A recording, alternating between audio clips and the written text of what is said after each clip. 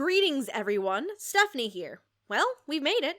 2020 is over. We've survived this dumpster fire of a year, and now we're here to celebrate the best that anime has to offer with our 2020 Dubbie Awards. Seeing as how this usually is one of the longer episodes for us in the year, I'm gonna attempt to say the disclaimer as quickly and clearly as possible, because, let's face it, you just want to get to the actual show. Here goes. Warning, the Dub Talk podcast contains language and content that may not be suitable for younger audiences. Listener discretion is advised. Also, there may be spoilers for various anime throughout the course of the episode, so please use caution in case there is a series you have not finished yet. And finally, the opinions expressed are those of the individual participants and may not reflect the Dub Talk podcast as a whole. Whew, holy shit, I somehow did it. Oh, I hope I get an award for this. Alright, ladies, gentlemen, and all other anime fans, let's start the 2020 Dubbie Awards.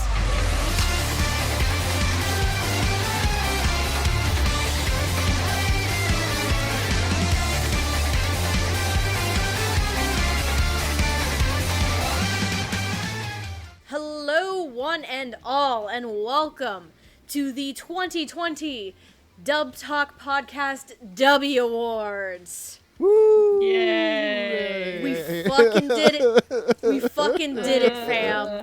2020 was a huge disaster. But we're alive. 2020 was so much of a disaster that I'm not even drinking for this. That's how much of a disaster 2020 was. Of course, here for the Dubbie Awards are the three OG hosts. I'm Stephanie, he's Hardy, and she's Megan. I live, but at what cost? Everything. The cost of everything. I should be less groggy than I am, but this week has felt like 20 years. Oh god, the day we're recording this week alone. This week Jesus aged. Christ. We started with Bean Dad, and we ended at Trump getting banned on Twitter. It's... In that time, I could have raised a child. It's like being in the hyperbolic time chamber of stupid. 2021 is off to a great start at the time of recording the Dubbie Awards, ladies and gentlemen. And of course, representing the rest of the hosts, plus one editor, Jackson, we have Andrew stepping in once again. Hello! Thank you guys for having me. It's always a pleasure. All beautiful people. Jesus fucking Christ, 2020 was a thing. Yeah. Fun fact that when Andrew does this, he actually starts channeling all the other hosts at once. It's a lot. It's a lot. It's a lot. God has spoken! God. Are we giving Andrew the title of God now? No, Megan's new favorite anime of this season so far that she's checked out is Heaven's Design Team, and she's mad at Crunchyroll for not dubbing it. Gotcha. Anyway, speaking of dubs... Did you know that the anteater T-poses when it feels threatened? Jesus Christ. The more you know. Speaking of dubs, we're here for the Dubbie Awards, our yearly shebang where we celebrate everything from the anime dubbing community in the past year. Real quick, before we really get started on the awards, I want to make sure it is made very clear that there are changes to some of the qualifications for the awards this year. Real freaking quick. So we have made some changes, some of which were mentioned last year. If you're new here, though, and you are not aware of what our guidelines are for selecting awards, including nominees for the Viewer's Choice Awards that we have this every year, here is a quick rundown. So, for the 2020 Dubbie Awards, the English dubs have to have premiered between December 1st of 2019 and September 30th, of 2020. Starting in the next year, for 2021, the change for qualification will be October 1st of 2020 through September 30th of 2021. This is to more coincide with seasonal anime, rather than being smack dab cut off in the middle of a dang season, because shit happens. Sequels, prequels, and reboots do qualify. However, we ask that hosts cannot award a show or performance for 2 consecutive years. Just to be a little fair. The OG hosts are allowed to pick 2 winners for each category. The other remaining hosts plus our editor, Jackson, can only pick 1. The following series were given exception to be included in the 2020 Dubbie Awards. They are Demon Slayer Kimetsu no Yaiba, JoJo's Bizarre Adventure Golden Wind, Assassin's Pride, Actors Songs Connection, and Ahiro no Sora. So if you wonder why some of these shows might possibly get some awards tonight, that's why. The following series have received exemption for this year and may potentially qualify for the 2021 Dubbie Awards. Because, let's face it, this year has been a massive pile of shit and a dumpster fire. So, there's 3. We have A3, Listeners, and Season 2 of Isekai Quartet. Those 3, if they do complete runs next year, they will qualify for the 2021 Dubbie Awards. And, as a final note, to create more inclusivity, the categories for Best Actor and Actress have been changed to Best Leading and Best Supporting Performances. Both of these categories are gender neutral. And I think that's it. We did add one previously unannounced award that has been added to the mix, and we will talk about that much later in the show. But I think, unless there's any other things I'm forgetting, I think we can get started with the actual award show. Time for our award show to be more in depth about dubs than the Crunchyroll Awards will ever be. Ooh. Not wrong. Man, you're not even like building up for it. You're just going for it. I'm salty! Fair enough. That's a conversation for another day. I'm just saying, you could have dubbed the cute show about making animals instead of the creepy show about the guy who has to assault girls to get level points back. Yeah. Is that a thing? That's the hidden dungeon only I can enter. Oh, that's what that's about. Oh, I just thought. Oh, oof. Let's get to the awards where Megan can be happy. Yes. Let's make this a fun, positive time. Because we like having fun with this award show. And we want to make it fun for everybody at home. Because for us, this is a time to celebrate everything we love about anime and their English dubs. So, our first award of the night is going to be the Underrated Performance Award. This award is given to performances that just seem to have flown under the radar a little bit, in more ways than one. Normally, in years past, we've had the OGs go first. We're going to try something a little bit different, and we are actually going to have Andrew go first as our host surrogate and read off the winners of the other hosts' pick for this award. So, Andrew, take it away. Thank you very much, Stephanie. Right. Starting off with the other hosts channeling all of their energy in. Beginning with Noah Clue. Noah Clue's choice for underrated performance goes to Shakina Nafak for Tokyo Godfathers. He says, seeing Satoshi Kon's Christmas classic finally dubbed was a great surprise this year. Equally delightful was Shakina's spot-on portrayal of Hana in all her optimistic flair. And since this was a dub for an older film, yes, 17 years is now considered old, I absolutely have to highlight Shakina's performance. Jet's pick for underrated performance goes to Elizabeth Maxwell for After the Rain. He says, Elizabeth Maxwell is pretty well known for the tougher characters she plays, but even though Haruka is softer sounding than her usual typecast, she played her really well, and did a good job selling her desire to fix her friendship with Akira. I hope she gets to do more stuff like this in the future. Roots' choice for underrated performance goes to Merritt Layden from Ride Your Wave. I think Ride Your Wave is a great film that'll get lost in the shuffle for dub watchers given a potential theatrical run had to be scrapped. Merritt Layden, I thought, was the standout performance, and I hope more people give it a try, especially with it now streaming on HBO Max. Shill. Gigi's pick for underrated performance goes to Stephen Kelly for Actors Songs Connection. She says, I really like dub performances that sound conversational and aren't over the top all the time, and Steven gave us this in actors. I can't wait to hear more from him in the future. My personal pick for underrated performance goes to Avery Smithhart for O Maidens in Your Savage Season. Sonozaki is the best character in an already great show, so doing her justice is a tall order as is.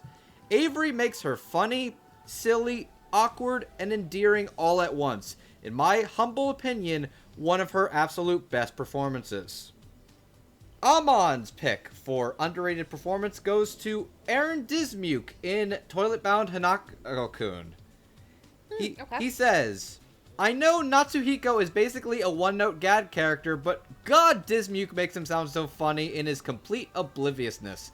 Give this dude a spin-off where he narrowly escapes death and moons over women who hate him all the time. I'd fucking watch that! Good lord. Jamal's pick for underrated performance goes to Morgan Lorey for Kakushi Goto. I've never heard Morgan do a kid's voice before, but she managed to capture Hime's childlike sense of wonder beautifully, even as the character matures on down the road. And finally, it's time for our editor's choice for underrated performance. Jackson's pick is Janelle Lutz in One Piece. He says, look, man, Monet is my One Piece best girl, and I've been anticipating her appearance long before the dub's 2-year time skip, and it was everything I'd hoped for. Janelle is perfect as this playfully sadistic snowbird. And with that... I want to make a horny joke, but I can't do it to Jackson. He's too good. Don't do it to Jackson. Honestly, don't do it to him. Jackson gets exempt from the horny pass. He's not Josh. I can't kick shame him. No, I was gonna say, Jackson's he's a good boy. enough that I will kick shame him. God damn it. I didn't realize we didn't establish an order for the three of us. Fuck it, I'll go first this time. And then we'll just go. Do you want to have a set order, or do you want me just to go first? Do you want to have a set order? Because I'll go first every time. I don't care. I mean, if it makes it easier. I was going to suggest we'll decide for the whole thing. You know what? Fuck it. We'll do it live. You know what? Fuck it. We'll do it live. We'll do every it segment. We'll decide. We'll decide. That's our new fun segment for the Dubbie Awards. We'll decide. We'll decide. Someone pull up. We'll decide. Hardy, you do it. Okay. Oh, Andrew will do it. Yeah, let Andrew do it. Let Andrew do it. Wheel of Dubrality. Turn. And now on today's new segment on the Dubbie Awards, fucking We'll decide. We'll decide who has to speak first. Does that mean Steph gets to be Vanna? No, because I'm one of the contestants, remember? Alrighty. I have a so wheel... is Andrew both Vanna and Jack? His name is Jack, right? So are we doing this for every round, or is this just who goes... Yes. Okay. Alright, you Fuck ready? it. Let's go, bitch. Wheel of Dubrality. Turn. And who's our first contestant there, babe? Megan! Hooray! We did that for no reason! Megan, can you give us your winners for underrated performance? Sure, I'll start with my, I guess, silver place. It's not silver place because they're both my choice, but I'll say one first. I'm going to start out with Ivan Hasso for Opere Ranman as Kosume. Because Opere got a lot of love from a lot of people watching the show. And whenever I heard it, it was always, wow, Lee George is really good, or wow, Ace Anderson's really good, or wow, Susie Young's really good. And here's the thing, they're all fantastic. Like, Opere Ranman is not only, I think, one of my favorite dubs of the year, it is genuinely just one of my favorite shows this year. It is a fantastic show. It is one of the easiest dubs I have ever had to marathon for this podcast. And Ivan's performance, I think while it does start a little rocky, by the time the show was over, I didn't want to see him go. Mm-hmm. I wanted more of his performance. There was something so strong and kind in it, and I talked about it on our episode, which this is coming out afterwards, so I can say that. Yep. But, God, it's such a fantastic performance, and I think a lot of people really don't know Yvonne's work like we do. He's a fantastic actor, and I think especially Caitlin Glass utilizes him fabulously. And definitely his performance as Cosme in Opere is fantastic. My other pick is one because I know a lot of people haven't been talking about this because I don't think that mostly because the dub isn't totally out on streaming, like 3/4 of it is. And my other pick is going to be for Christina Kelly as Nanami Aoyama in The Pet Girl of Sakura So. Okay. It is a fantastic performance that is genuinely one of the top performances in the show. It is moving, it is funny when it needs to. When Christina has to turn on the drama, it absolutely ripped my heart out. It was great, and I highly suggest you talk it out. And again, I hope this episode is out before this goes up, because it better be, there's the use of accent work that she does that is very good at how it gets integrated into the character's growth and performance into the show. And I think that done wrong, it would have come out really obnoxiously, but Christina nailed it. And again, because number one, the entire dub of this isn't out unless you have the home video, and two, it is kind of relegated to High Dive, which apparently everyone doesn't remember exists. Yeah. It's kind of sad because there are some good shows on High Dive. Yeah, it's not like they're an incompetent streaming service or anything. They're There not. it is again. But Christina's performance in Sakura So is great. Alright. Alright, spin the wheel. Who's We'll next? decide. We'll decide. Wheel Who's of next? morality. Turn. Turn. Who's the one that's gonna get embarrassed? Spaceman Hardy! All right. Okay. Okay, so this is going to be a little bit controversial. Oh boy. You always say that every year at some point. Yeah, it's usually for this award. It Okay. usually is, actually, now you said it. And it's no different because there's no rule that's saying that both performances can't be from the same show. This year, You are correct. yeah. I would like to talk a little bit about stunt casting, which is getting someone who is not a typical voice actor, someone maybe for like a minor celebrity or such, to voice in an anime movie in order to increase mainstream appeal. Sometimes this works, and you get performances like Phil Hartman in Kiki's Delivery Service. Sometimes this falls completely apart because regular actors are not really necessarily voice actors. Or if they are voice actors, they're doing it for prelay, and they're able to wrap the animation around their performance, like what Disney does a lot. That usually doesn't happen in anime, and a lot of times you end up with an A-list celebrity who just sounds bad. But when it works, and it not only are those celebrities good in the dub, but they're the standout performances in the dub, better than the actual actors. Okay. It really says something. And so for this year, I'm going to give my underrated performance award to Lee Pace and Allison Brie for Weathering with I You. knew it! I knew you were going there! Yes, because Weathering with You, in my opinion, was not the best movie. You can say that again. Yeah, I mean, both the dub and the film were not a good follow-up to its predecessor by any means. They had good parts to it, but it was just, in general, a letdown. And I hated that ending. I really hated that ending. Yeah, But, maybe Oh it's not my the god, it's so greatest. bad.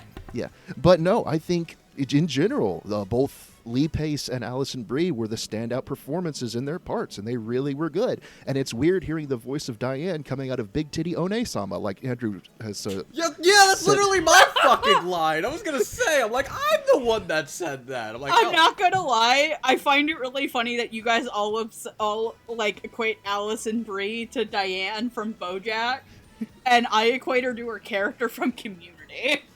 Oh, actually, I and her character from Glow as well. People forget that. Remember, kids, Weathering with You says guns are bad. Eat your McDonald's. They paid money And so, I mean, for that I- actual McDonald's sponsorship, okay? Right. Yeah. It's okay. He got Precure in. But anyways, we got two really good performances from an otherwise lackluster dub, so good on them. Let's hope stunt casting works out better in the future. Looks over at Earwig. Well, it's your turn now. I know. It's my turn. Wait, no. Andrew's got to spin the wheel. Wheel of morality, turn, turn, turn. Who is the victim that must be turned? Hey, Megan, it's you again. Hey, guess what? Let me talk more about Ivan and Christina. No, go ahead, Steph. I like this new joke we have going on tonight. Okay, You now know that every single Dubbie's like promo image has to be a fucking Wheel of Fortune gif, including the Metropolitan Mutant of Arc. God damn it. Okay, alright, underrated performance. So, my two winners are probably what you expect from me, but also maybe not, but for various reasons. Oh, I can't believe you gave Andrew an award for his sex noises during your time in bed. God damn it. Hey, as joke an on you. exercise- I've been told that it needs work. Shit. Anyway. I can't wait for you to learn from AJ's hentai dubbing 101. Oh my god, AJ, I can't. Shut up! Eric, I can't wait for Guys. that. Please let me do this. Okay. God damn. So my two winners are probably exactly who you would expect, but maybe not. And I picked them for various reasons. So my silver award goes to an actor who, maybe a couple years ago was still fairly new, but, he also voiced an upcoming villain, and, he did a good job. And then this year he, voiced a villain, and I was blown away. And it took me a second to recognize who it was. The second I saw his motherfucking stand pop on screen. So my silver award goes to Kellen Goff as Diavolo / King Crimson in JoJo's Bizarre Adventure Golden Wind. JoJo as a show. This is my first time actually giving awards for JoJo too. That's amazing.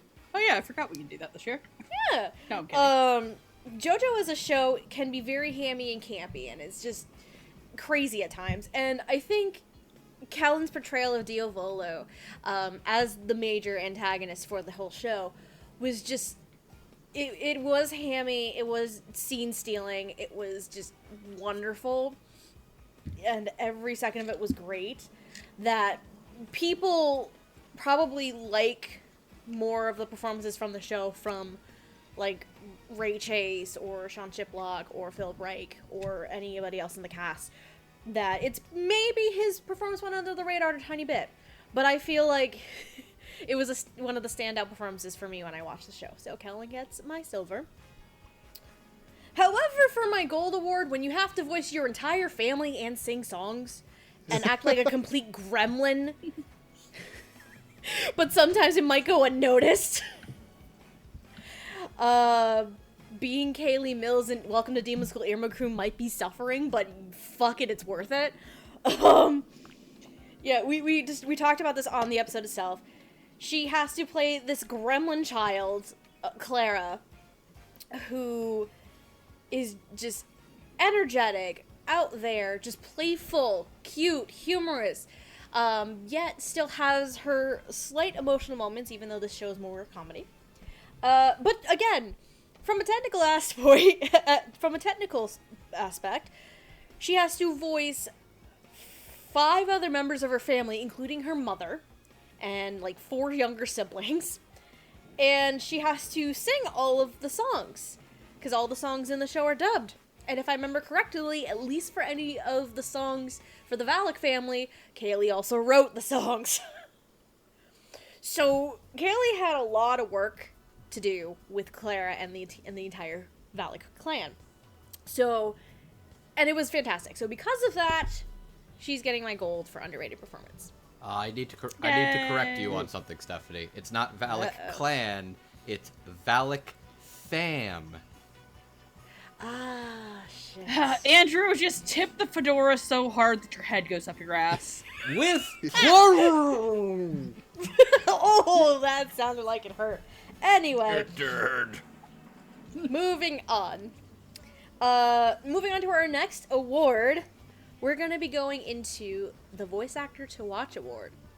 So, this award is for actors that we feel are either up-and-coming voice actors, or we think had maybe at least a good year that squarely put them on our radar and should be on everybody's radar.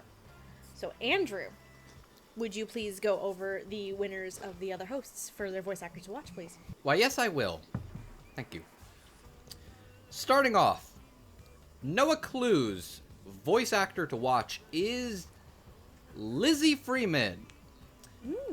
Regarding Magia Record, Felicia's bratty persona could have been given an archetypal tsundere performance, but I was genuinely surprised by Lizzie's injection of innocence and spunkiness that made her performance one of the most surprising in a show already full of surprises. I understand she had a very productive 2020, so definitely keep an ear out for Lizzie in 2021. As for Jet, his Voice Actor to Watch is Zeno Robinson. He says, he's really been killing it this year, and between characters like Hawks and Go, it seems like he's a name we're going to be seeing a lot more of, and with how great his work's been so far, I'm really looking forward to it. Roots' Voice Actor to Watch is Lee George. He says, this isn't for any one particular role of his this year, as it is his incredible range he's displayed. From Toe in Smile Down the Runway to the titular opere in Opere Ranman. I'm curious to see where his career takes him. Gigi's Voice Actor to Watch is Rye McKean.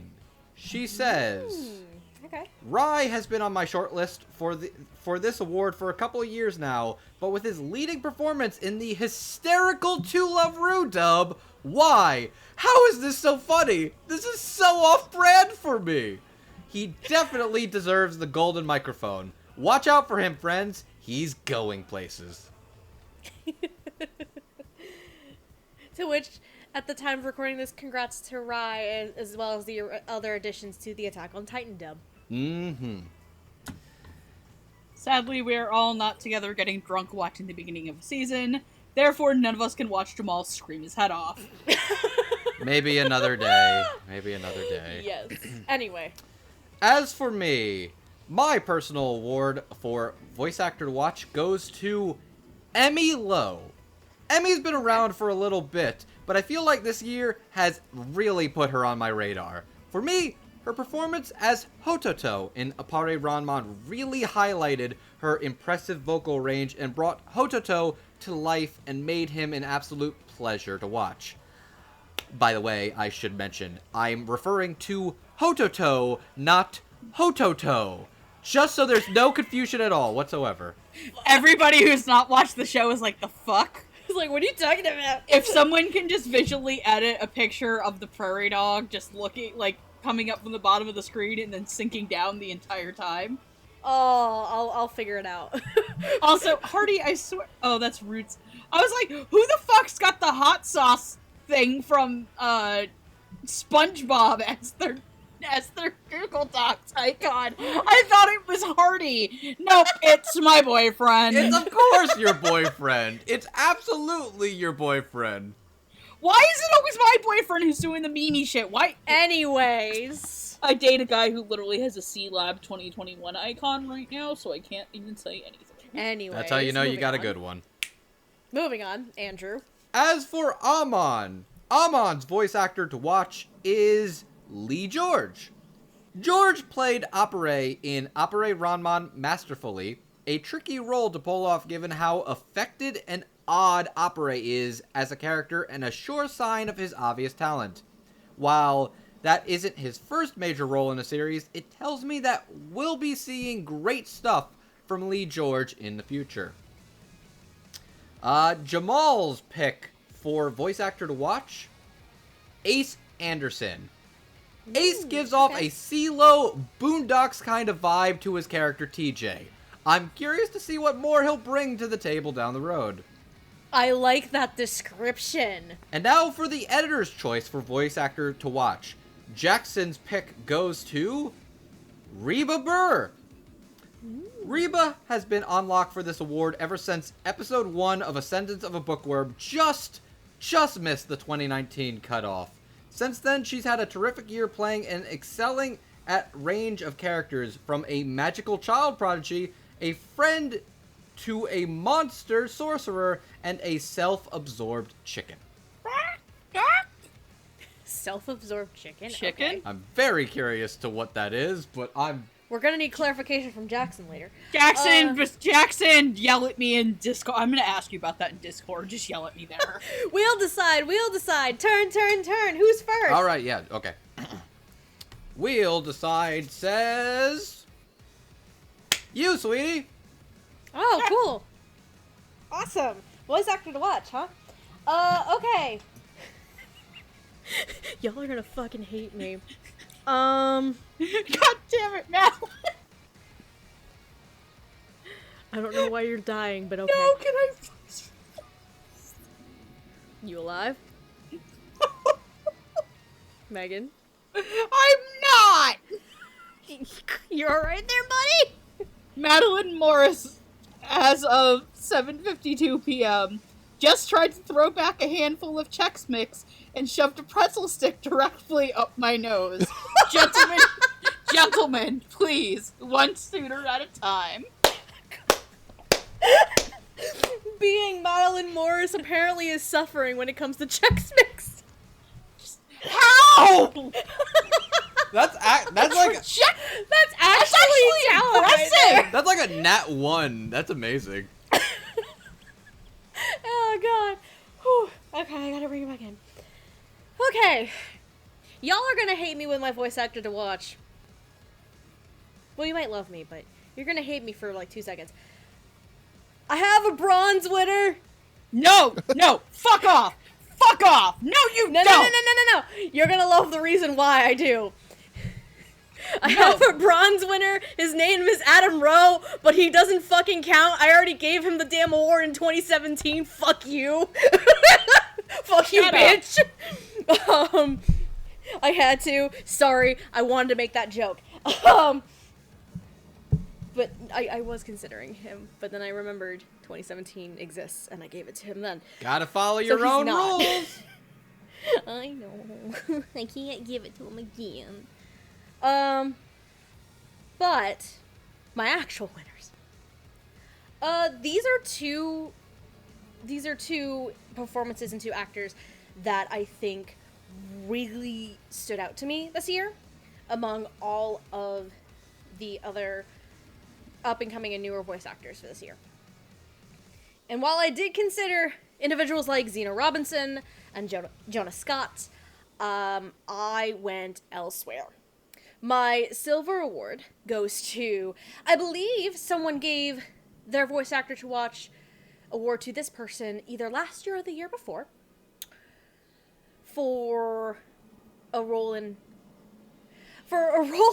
it was Roots. For a role in a series that probably he only watched. But I want to give it to this individual this year because goddamn did he not only stand out in the show, he carried it through. As you would think he's the secondary lead, but I think of him more as the actual lead than the lead themselves. I'm gonna give it to Gabe Kunda for my silver award because I really love his role of Kaburagi in Decadence. Decadence as a show has its flaws. It really does. But Gabe's portrayal of Kaburagi not only was a mix of stoicism and emotionless in the beginning, but it slowly develops into a much more broader character as the series goes on. And if you're not familiar with Decadence, Lord Almighty, the show is fucking wacky as shit sometimes, especially in the premise. But Gabe Kunda definitely sold me for Kaburagi, so he gets my silver. My gold for voice actor to watch. If you talked to me about this actor a few years ago when a certain series came up, I unfortunately would not have the best opinion of that performance. However, give us 2020, give us a few major roles in a couple of series that I really, really fucking enjoy, and you get Lee George taking my gold. Because a few of us can attest to this. A few years ago when Free was a thing and Lee George was part of the cast in the new season, it wasn't a great start, and unfortunately we may have had poor opinions on the performance and things like that. If 2020 at least taught me anything, is that Lee George is fucking fantastic. With To from Smile Down the Runway, Apare and Apare Ranman. Andrew and I just finished Kakeshi Goto the other day, and he had a 1-episode role, and I liked it anyway. Like, he's definitely grown on me in the past year, and he's certainly someone that needs to be on your radar at this point. So Lee George 100% is my gold for voice actor to watch. Well said. Wheel decide, turn. Alrighty, the wheel goes to Hardy. How you doing, bud? All right. I'm doing fine. Let me pull up my list here for voice actor to watch. For the longest time, who I put in my silver was actually going to be my gold. Because this guy came out with his very first anime performance and gave quite possibly one of my strongest leading roles that I've heard of this year. Okay. And so I definitely say keep Jonah Scott on your radar. He's got some definite leading man vibes, and even going into new roles in the future, he's already got some really, really good roles set up. But for my gold award, can we just all agree that no one has had a bigger glow up this year than Zeno Robinson? Yes. I have him down Yes. here for Fire Force's Ogun, but this man has exploded, absolutely just dominated. He's doing commercials for McDonald's for Chicken McNuggets. I forgot he's doing that now. Fitting for the guy who plays Hawks. Yeah, he's Hawks. Chicken nuggets. Let's go, bitch. Yeah, he's one of I'm two. loving it. He's one of two lead roles aside from Ash Ketchum in the new Pokemon. Yes, he's had a huge fucking year, But honestly. they all pale in comparison because he got to be on an episode of Animaniacs and have a rap battle against Yakko Warner himself. You're fucking right. Rob Fuck you, Pulser. Animaniacs. God, I know Animaniacs is not anime. Why are we talking about Animaniacs? Noah Clue Fuck- has entered the chat. But fuck you. Like, fuck Noah you, that Clue shit's has amazing. entered the chat. Noah Clue has entered the chat. Animaniacs? But no, yes, okay, yep. I forgot about that. So yeah, Zeno has had absolutely explosive year, and it looks just better for him in the years to come. And I can't think of anyone else to take my gold for best voice actor to watch. If you want to remember just how fucking long 2020 was, Hawks was this year. What? Hawks, Zeno being confirmed as Hawks, Hawks the flying was It this was hero. last year. year, yeah. Yep, because of Heroes Rising. Oh, Hawks. Because Heroes Rising was first Every before they got time you to the say, dub. every time you say Hawks, I just remember that one fucking TikTok of the guy yelling at his girlfriend. Hawks, the flying hero. Oh, he's so good. I wish Hawk was real. You're doing that, and he's only in 2 episodes of the show? Oh, I yeah. read the manga. I don't give a fuck. Oh, God bless. That is one of my favorite internet videos. Anyway. It's my turn. Alright, it's Saturday night. I've got no date, a 2-liter bottle of Chasta, and my All Rush mixtape. Let's do it. Shit. Okay. Alright, so my silver award for voice actor to watch goes to Emmy Lowe for Apare Ranman. I know Emmy's been around for a while, and I genuinely enjoyed her work over the year, also in stuff like Smile Down the Runway, But her take on Hototo was absolutely fantastic. I actually had no idea that she could do a little boy voice. Yep. And she did it very convincingly. She brought a humanity to Hototo instead of just being this annoying little kid character. And yes, I don't mean the fucking prairie dog. By the end of the show, like, I genuinely felt like through her Lee and Yvonne's performance, that those guys were family. Mm-hmm. And it was fantastic. Just the evolution of their character. And now for my gold. Y'all going on about Zeno and Jonah. Let's talk about the other king of the glow-up this year. Yes. A Mr. Alex Lee. Oh, yes! Alex motherfucking Lee. A man who was in a car accident, had, like, his lung capacity broke down, and he still had a fucking banner year. Mm-hmm. From Demons getting to be literally having my entire opinion turned around on his character for a performance as Zenitsu. I'm sorry that you had to play the actual piece of human trash that is the lead runt-a-girlfriend. I'm sorry, dude. But for me, I actually put it down for his work in Dorohedoro as Kaiman. Fuck yeah! Because, one, you would never, ever in my life convince me that Kaiman and Zenitsu were played by the same human being. And two, he just fucking exploded everywhere this year. Mm-hmm. Alex is a here-to-stay actor. And I think that his work is phenomenal. And not only his work, just, like, out in, like, actual anime stuff. I don't know if you've seen the video of him attempting to do the Kermit Kaiman video. Yes, I have. That video fucking kills me. That video and him and Phillips Reich's Christmas video from last year. Oh, yes. I forgot about that. Fuck. I post it every Christmas. It's my favorite Christmas video. Yes. But Alex is, like, no, that's obviously what I said before, no offense to Zeno and Jonah, because Zeno was definitely, like, up there for me, too. No, there was a lot of standout actors who maybe have been around the industry for a while, but, like, hadn't gotten their, like, big break, or, like, mainstream break, but definitely Alex was definitely, like, the first and foremost. Foremost? Thank you, I can English. The Shasta and the Rush hasn't kicked in yet. Thank you to all 5 of you who know what that's a reference to.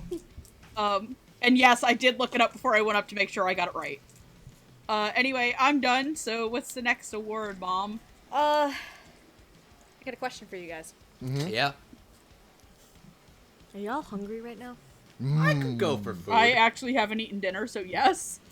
I'm not even memeing, I'm actually hungry. She didn't actually eat dinner. Mom, I'm hungry, please bring me cheese! I've just been snacking on, like, air-fried Brussels sprouts and garlic aioli. And Andrew got Chinese as we were starting the recording. But, anyway. I'm starving. Y'all hungry? I'm gonna eat my own fucking hand. Y'all hungry? Yes. I'm starving. I think I'm starving. So, my question is, what kind are we getting this year? Moho pork. Moho pork? Okay. Oh man, I'm not gonna lie, my mom made moho pork on Christmas Eve. Yeah. Have you guys ever, like, done your own moho pork and made Cubans out of it? No. For those in the back who have for those in the back and those who are new to the Dubbie Awards, who have no fucking idea what we're talking about. It's my favorite award. It's Hardy's favorite award. It's the motherfucking Golden Ham Award, boys and girls. Woohoo! We get that delicious, delicious ham. And this award is for performances who gave us the juice, the cheese, the fucking ham. They steal and chew the scenery all fucking day. Andrew, start us off. What are the awards for all of the hosts?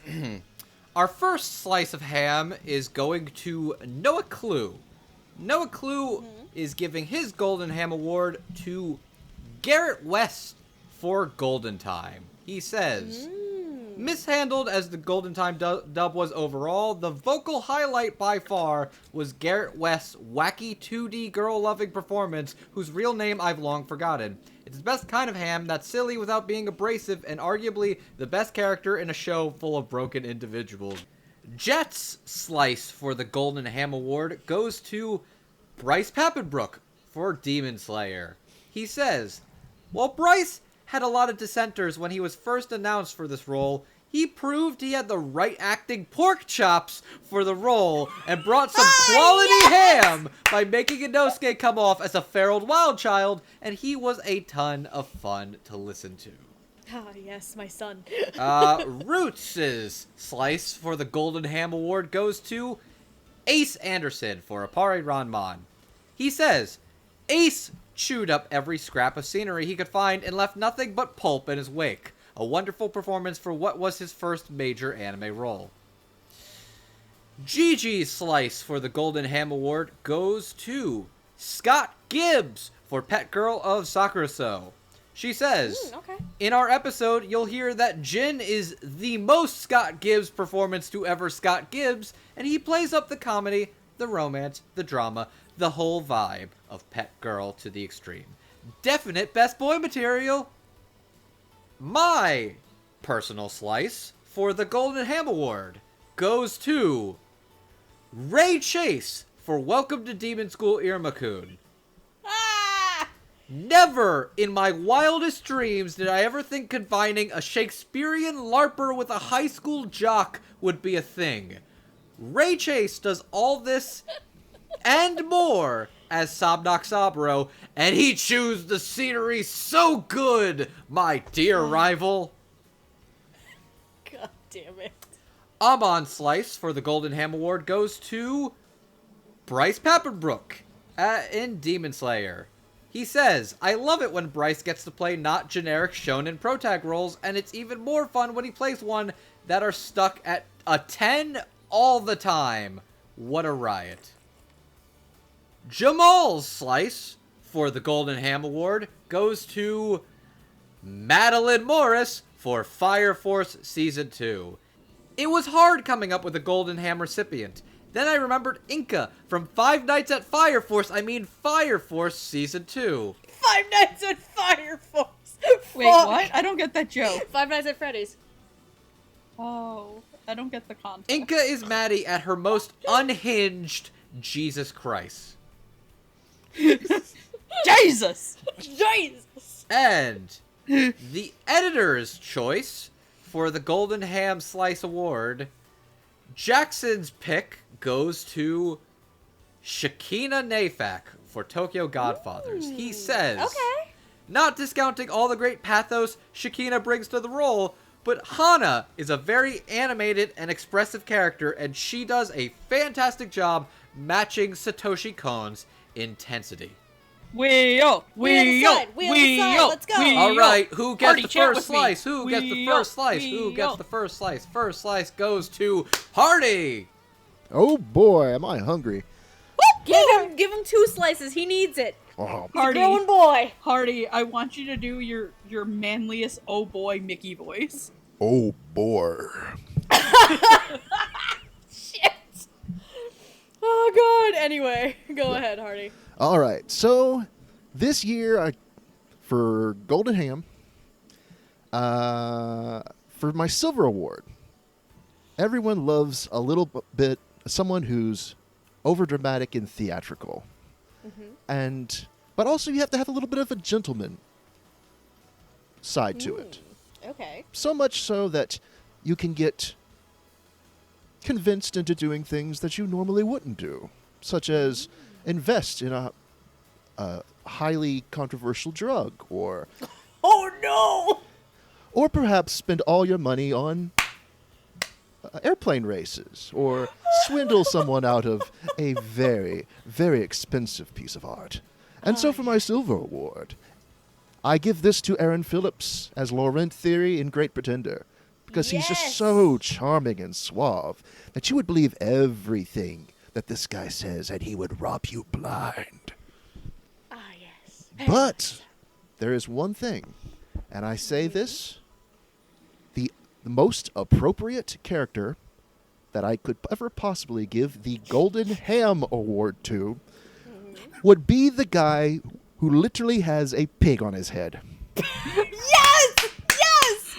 Fucking Inosuke. My son! Yep. There is no performance better suited for this specifically named award than Inosuke, whatever his name is. Hashiobara, I think it is. Yes. The baby-faced, insane guy. God bless him. God bless this child. Yes. I feel like What? it's more unsettling that he's pretty. Yes. He looks like a Ranma 1/2 character. He kind of does! And it fucking works! I hate you all. Fuck! My son! My good gremlin son! But yeah, those are my two choices. Wheel decide, turn! All right, who gets the next slice? Who gets the next slice? Who gets the next slice? Stephanie! Oh boy. Hello. Oh boy. Oh boy! boy! Oh boy! Oh boy! God. Oh, Oh boy! you have to do the Butters version. Copyright mouse. You have to do the Butters version. Oh boy! Oh boy! Oh my god. Wow, that was actually That pretty actually close. was. Oh boy! Hamburger! I don't know what I'm doing. I'm winging it. It's been a hot minute since I watched South Park. Okay. Golden Ham. My silver award is going to be a surprise to people. Let me say this right off the bat. My gold award is going to be no fucking surprise to anyone right now. My silver award, though, I think it's going to be the one time maybe this evening. I haven't seen the other host winners, mind you. This might be the one time tonight that this show gets a mention. And the performance from this one is such a delight, such high energy, such a fun time, and all about figuring out how the fuck modern bathhouses work. I'm giving it to David Wall for Thermi-Romi. Nice! I usually when it comes to this time of year, I have a massive list of shows to watch, and I had forgotten that Thermi-Romi was a thing.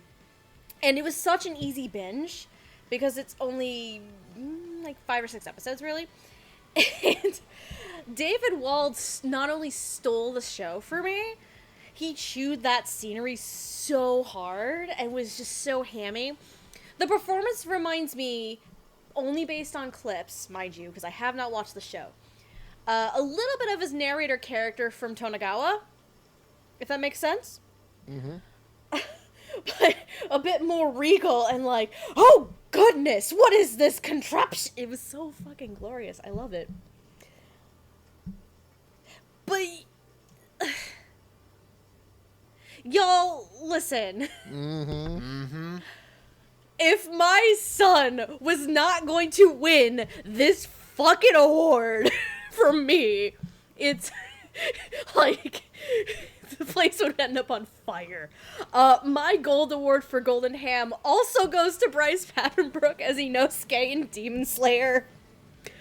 The instant I saw this character on screen, because I have zero context to Demon Slayer, I have not been reading the manga, nothing. The second that Bryce just legit headbutts and barrels his way onto the damn screen,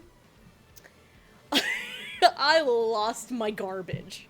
He was energetic, he had slight gruffness to him, but more in like a wild, almost feral sense, which makes a hell of a lot of sense for Inosuke. And this is, like everybody was saying, it's outside of his normal character type.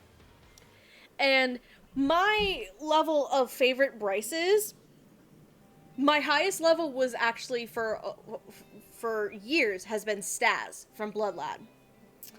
I think Inosuke beats him now. Really? Yes. Damn. Someday I would love to talk about Blood Lad and why I love Bryce's Staz. But not tonight. Tonight we are just here saying that Bryce chews the goddamn scenery. and he's wonderful. And Inosuke is my son. Bryce is the reason why Inosuke is my fucking son. I'm done. Megan. Megan, you've been ever so patient to get your slice of ham. Yes, I am.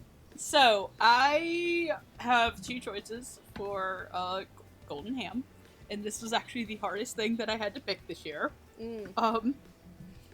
So my silver award for golden ham goes to Christina Valenzuela as Ebisu in Dorohedoro.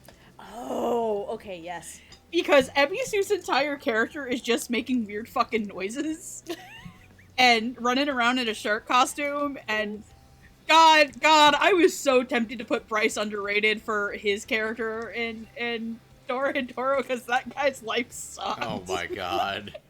But Ebisu in it makes it a little better. Oh. And Christina is not only one of my favorite hams this year, she's the most adorable ham. Yes, Ebisu's precious. Shark! I am using the shark outfit picture for her card. Of course. Nice!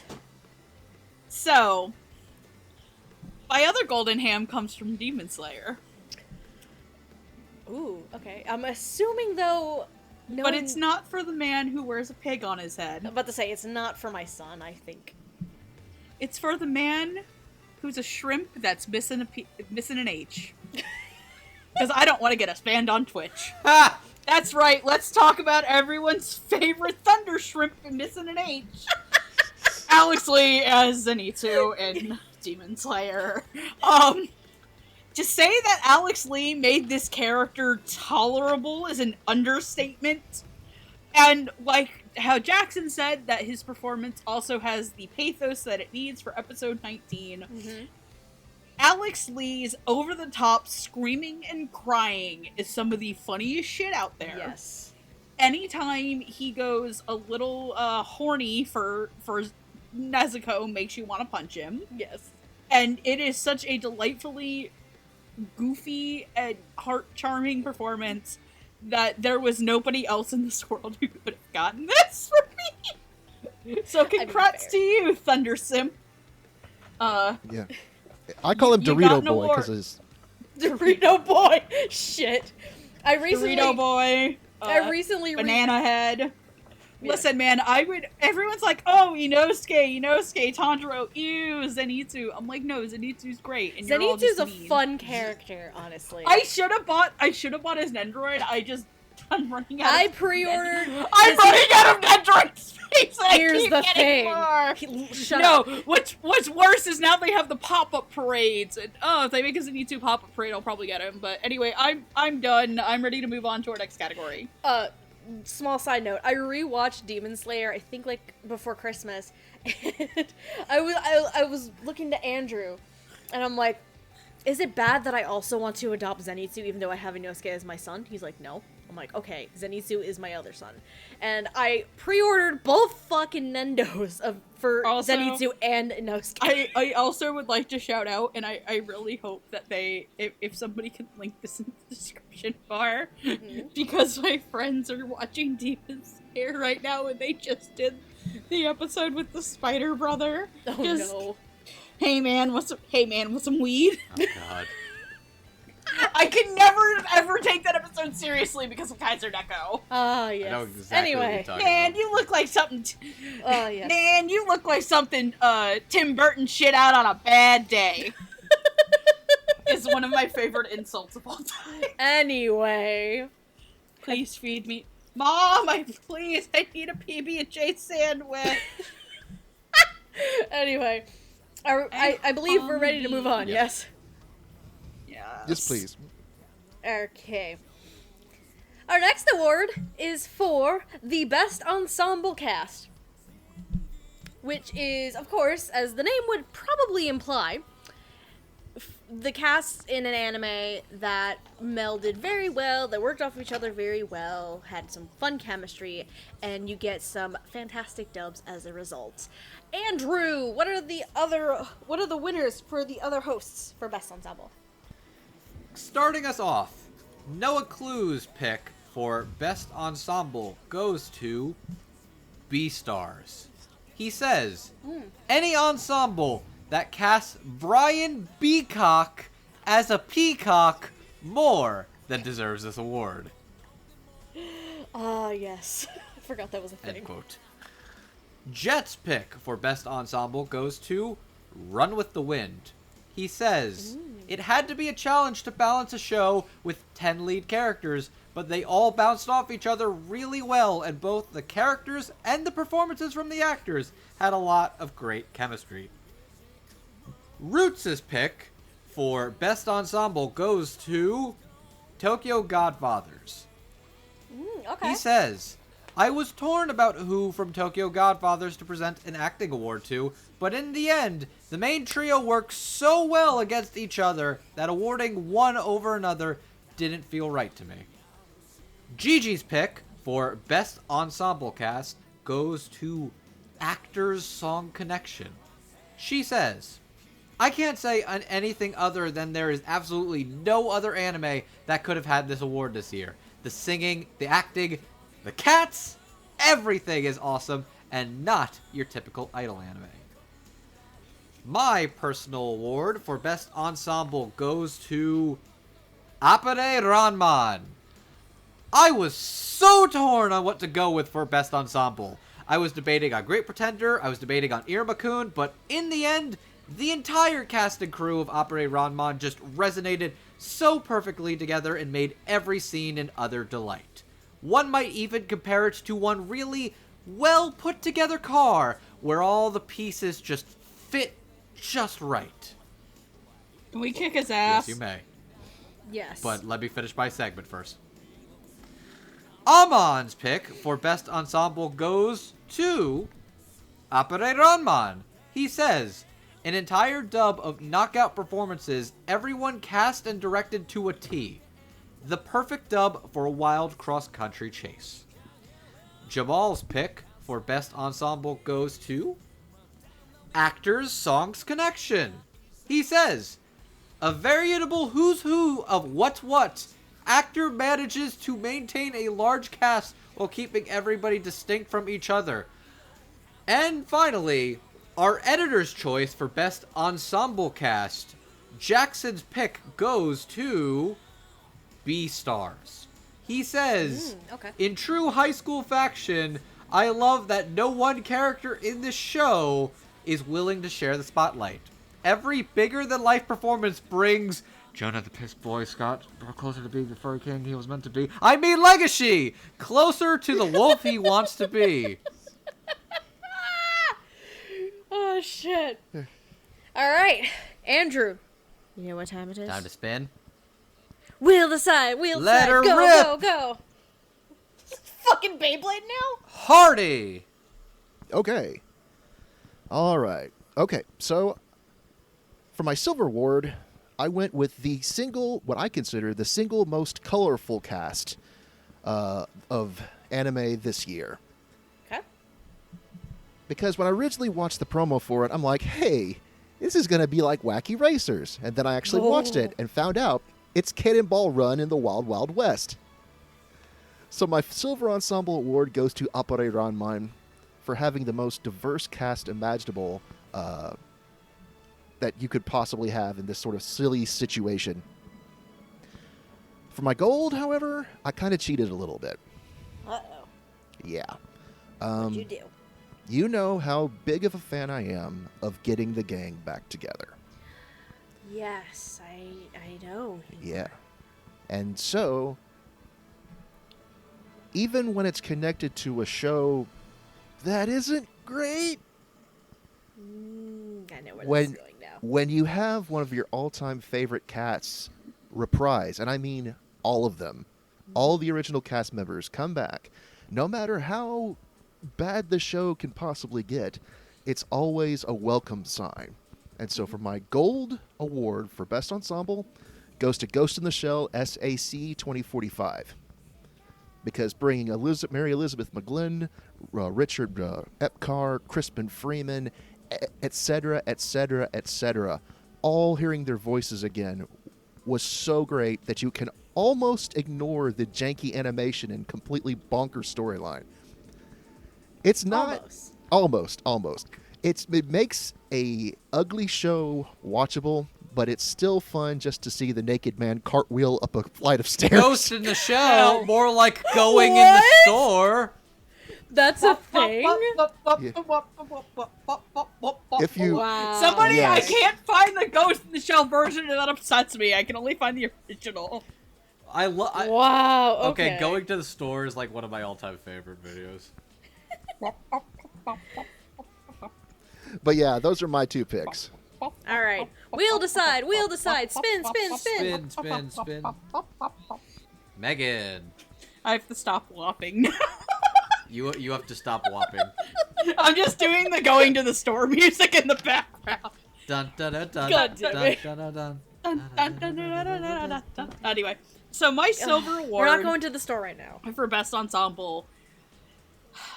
A lot of the times when we do the Dubbies, it's I try to be objective. I really do. Mhm. And yes, I know that there are, for my silver award, there are stronger ensemble casts out there, like Opera, like Great Pretender, like Beastars, like Smiled on the Runway, but maybe because I'm having a little bit of recency bias, but one of the things that I would like to say is that when a show finishes, if a dub cast can leave a big smile on my face, then I think that they've done a great job. Mm-hmm. So, to say that the Pet Girl of Sakura So's main ensemble cast has some of my favorite work out of a lot of them, except for maybe one, which I'll talk about that later. It was such a fun ensemble cast, and by the time it was done, yes, were they rough at the beginning for a lot of some of them? Yeah. Was it maybe not as good as any other dub? Probably, but it made me smile, and it made my perception of the show a lot better. At least the first half of it. I really liked it. I thought it maybe has one of the more safer Sentai casting, but like for the biggest emotional moment, which if you don't know, the biggest thing that makes me cry in anime is actually graduation scenes. Oh, yeah, I can see That why. the one in Sakura so fucking broke my heart. And there's a lot of really good, fun, romantic, like comedic chemistry between a lot of the characters, and also Scott gives probably one of my favorite line reads out of this year in that show. Which, if you've never seen Sakura So, I think it's like episode like 20 or something. They're all up on the roof, and the teachers come to get them to yell at them for yelling and screaming up there. And he's like, "Fine, I'll take them downstairs." And as he gets to the door, he goes, "I want to thank you all for the last 3 years, suckers!" And he just pulls the door shut and locks it and runs. And it's one of my favorite deliveries of this year. And it's great. But my other best ensemble, and I'm putting it here because last year I made a really, really drunken rant about how this anime had the dub to beat this year, and it still does, but I feel really unfair awarding it 2 years in a row. So I'm giving it to the best ensemble cast, because if you tried to pick who the best member of this cast out is, you start a fucking bar fight. You really do. You start an You internet really bar do. fight. So my gold award for best ensemble goes to Fruits Basket Season 2. There is not a weak link in that dub. That dub is legitimately one of the best dubs to come out, especially for a remake. I actually think the dub of the remake for Fruits Basket is stronger than the Brotherhood remake dub. Wow, okay. I haven't seen Brotherhood, so I have Brotherhood's no dub is argument to really say about good. This is better. Mostly because I'm about to make the hot take that will have my ass blasted by Mal, because this is apparently their favorite anime. The Fruits Basket remake is better than Brotherhood ever was. I'm gonna be honest. As far as certain directorial decisions go, I think this is a stronger directed This is a show. really good well put together dub. And like from Laura, John, Eric, Jerry, Brina, Colleen as Akito especially, Brina as Reen, the additions of Jeremy, Micah, Aaron, Caitlin herself, Ian, Caitlin Barr. Ian broke my Caitlin heart. Barr. Ian broke my heart. There are just so many, like, this cast is rock solid, and their acting against each other is phenomenal. If you are not watching the Fruits Basket dub, what is wrong with you? You owe yourself to watch the new Fruits Thank Basket. you for making my point. Anyway, Thank you for coming to my thank TED you for Talk. coming to my TED Talk. I believe that leaves me, yes. Yes, indeedy. Okay. This is gonna come as no surprise to anyone. My Silver Award for Best Ensemble goes to a show that probably flew under people's radar this year. But for the ensemble cast it is, I believe the words that it was described at just a few moments ago was it had the acting chops, the emotion, the fun, the songs, the cats. My Silver Award goes to Actors Songs Connection.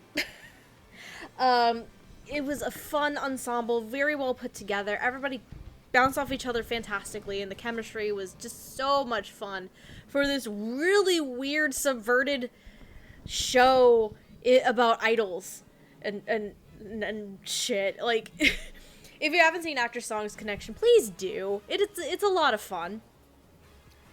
My Gold Award, however, not only has a diverse cast of wacky ass characters, but it has so much charm, so much chemistry, and it just feels like one big wacky family, and I can't help but fucking love it. My gold goes to Apare Ranman. From Lee George to Ivan Jasoud, to Emmy Lowe, to Ace Anderson, Susie Young, Robert McCollum, Brendan McInnes, Xanthi Huynh, just, oh, sweet lord. Brandon Potter, fucking that dude, stealing some of the show. The cast, the whole ensemble was just an absolute joy to watch every week, and, it's one of those shows that you can't look away, and when you finish it, you're gonna have both a smile on your face, and you're gonna be very sad that there's nothing else for you to watch from it. So my gold 100% is Apare Rahman. And speaking of ensembles, I believe it is time for our first Viewer's Choice Award. Yes. Oh boy. Yeah. This one's actually a brand new award. This is our 6th award for the Viewer's Choice. So our first Viewer's Choice Award, again, speaking of ensembles, is for Best Ensemble. Your nominees for the Viewer's Choice Best Ensemble Award are Actors Songs Connection under the direction of Amberly Connors, Damon Mills, Emily Fajardo, and Marissa Lenti. Apare Ranman under the direction of Caitlin Glass and Sean Gann. B-Stars under the direction of Bob Buckles and Megan Buckles. Demon Slayer Kimetsu no Yaiba under the direction of Steve Staley. Doro Hidoro under the direction of Bob Buckles and Megan Buckles. Great Pretender under the direction of Michael Sinter-Nicholas, Kyle McCarley, Michael Schneider, and Stephanie Shea. JoJo's Bizarre Adventure Golden Wind under the direction of Tony Oliver. O Maidens in Your Savage Season under the direction of Kyle Kobe-Jones and Christine Otten. Run with the Wind under the direction of Shannon Reed. And Welcome to Demon School Iramakun under the direction of Jalen K. Cassell. And your winner for Best Ensemble is B-Stars under the direction of Bob and Megan Buckles. Congratulations to B-Stars. Will it be furries all the way down? Those howls are very appropriate. I tried. Yes, congratulations to our Best Ensemble winner. Yay! All All right, right. who's gonna be the first one to make any ooh-woo jokes? Ooh, will we want You, an apparently. warty. God damn it. Anyway. Sniff your warty bulge. Okay. You go into timeout. Andrew, you brought it on yourself. God Andrew, can you not? Fuck. I don't think we beta tested that joke. No, but it's fine. Fuck it, we'll do it live. Omega. Megan, I got from that. Andrew. I want you to know you can go fuck yourself. Hardy's the alpha of this situation. If anyone's the alpha in this situation, it's Oh, me. Shut the fuck I up. guess it's Hardy. Yes, ma'am. Could you say that you said that Andrew did not see that coming, right? Mm-mm. Life is always too fast for eyes. Are you guys Anyways, we done? need to Go keep ahead. going. Are you fucking done? We need to move on to best sound mixing. God damn it. Lord. The next award is best sound mixing. An award for what we think are some of the better, more well engineered and mixed series and movies from the year. Andrew, kick us off with the other hosts' awards, please. Noah's pick for Best Sound Mixing goes to Mark Edel and Ryan Johnston for Digimon Adventure Last Evolution Kizuna. He says, Alright. against all the clattering and explosions we've come to expect from Digimon, the English audio is mixed immaculately for every time, setting, and mood for a seamless integration. From Emo Tai's midlife crisis to the screen-crashing finale in A Frozen Past, the sound team deserves a huge Digi applause. I see what you did there, Noah. Clever boy. Jet's pick for Best Sound Mixing goes to Eddie Correa for Welcome to Demon School Irma-kun. He says, audio mixing for remote recording has to be a challenge in and of itself, but adding dub songs into the mix had to make it harder. Even so, the mixing for Irma-kun's dub sounded professional the whole way through, and Eddie did an excellent job with the mixing. Well done, sir. Roots' pick for Best Sound Mixing goes to Jeremy Woods for Darwin's Game. He says, I'm giving this award to Darwin's Game because of all the dubs that were impacted by the current global situation. Darwin's Game felt like one that needed more work than usual to get everyone mixed properly. It sounded great, and the mixing team did a great job with it. Gigi's pick for Best Sound Mixing goes to Gary J. Coppola and Oscar Garcia for Weathering With You. Gigi says, there were a lot of interesting moments in this movie with characters talking over each other, and I was really intrigued. You don't hear a lot of that in English dubs where you have to listen harder. The dialogue mixed with all of the nature sounds, everything about the mixing captured my interest. My personal pick for Best Sound Mixing goes to Jonathan Abarca and Sean Cromwell for Great Pretender. To be honest, every single dub that came out in the era of remote recording is a real miracle. Engineering a show like this, however, with multiple languages, regions, dialects, and varying performances is a beast, and I really admire what NYAV Post and their team were able to pull off.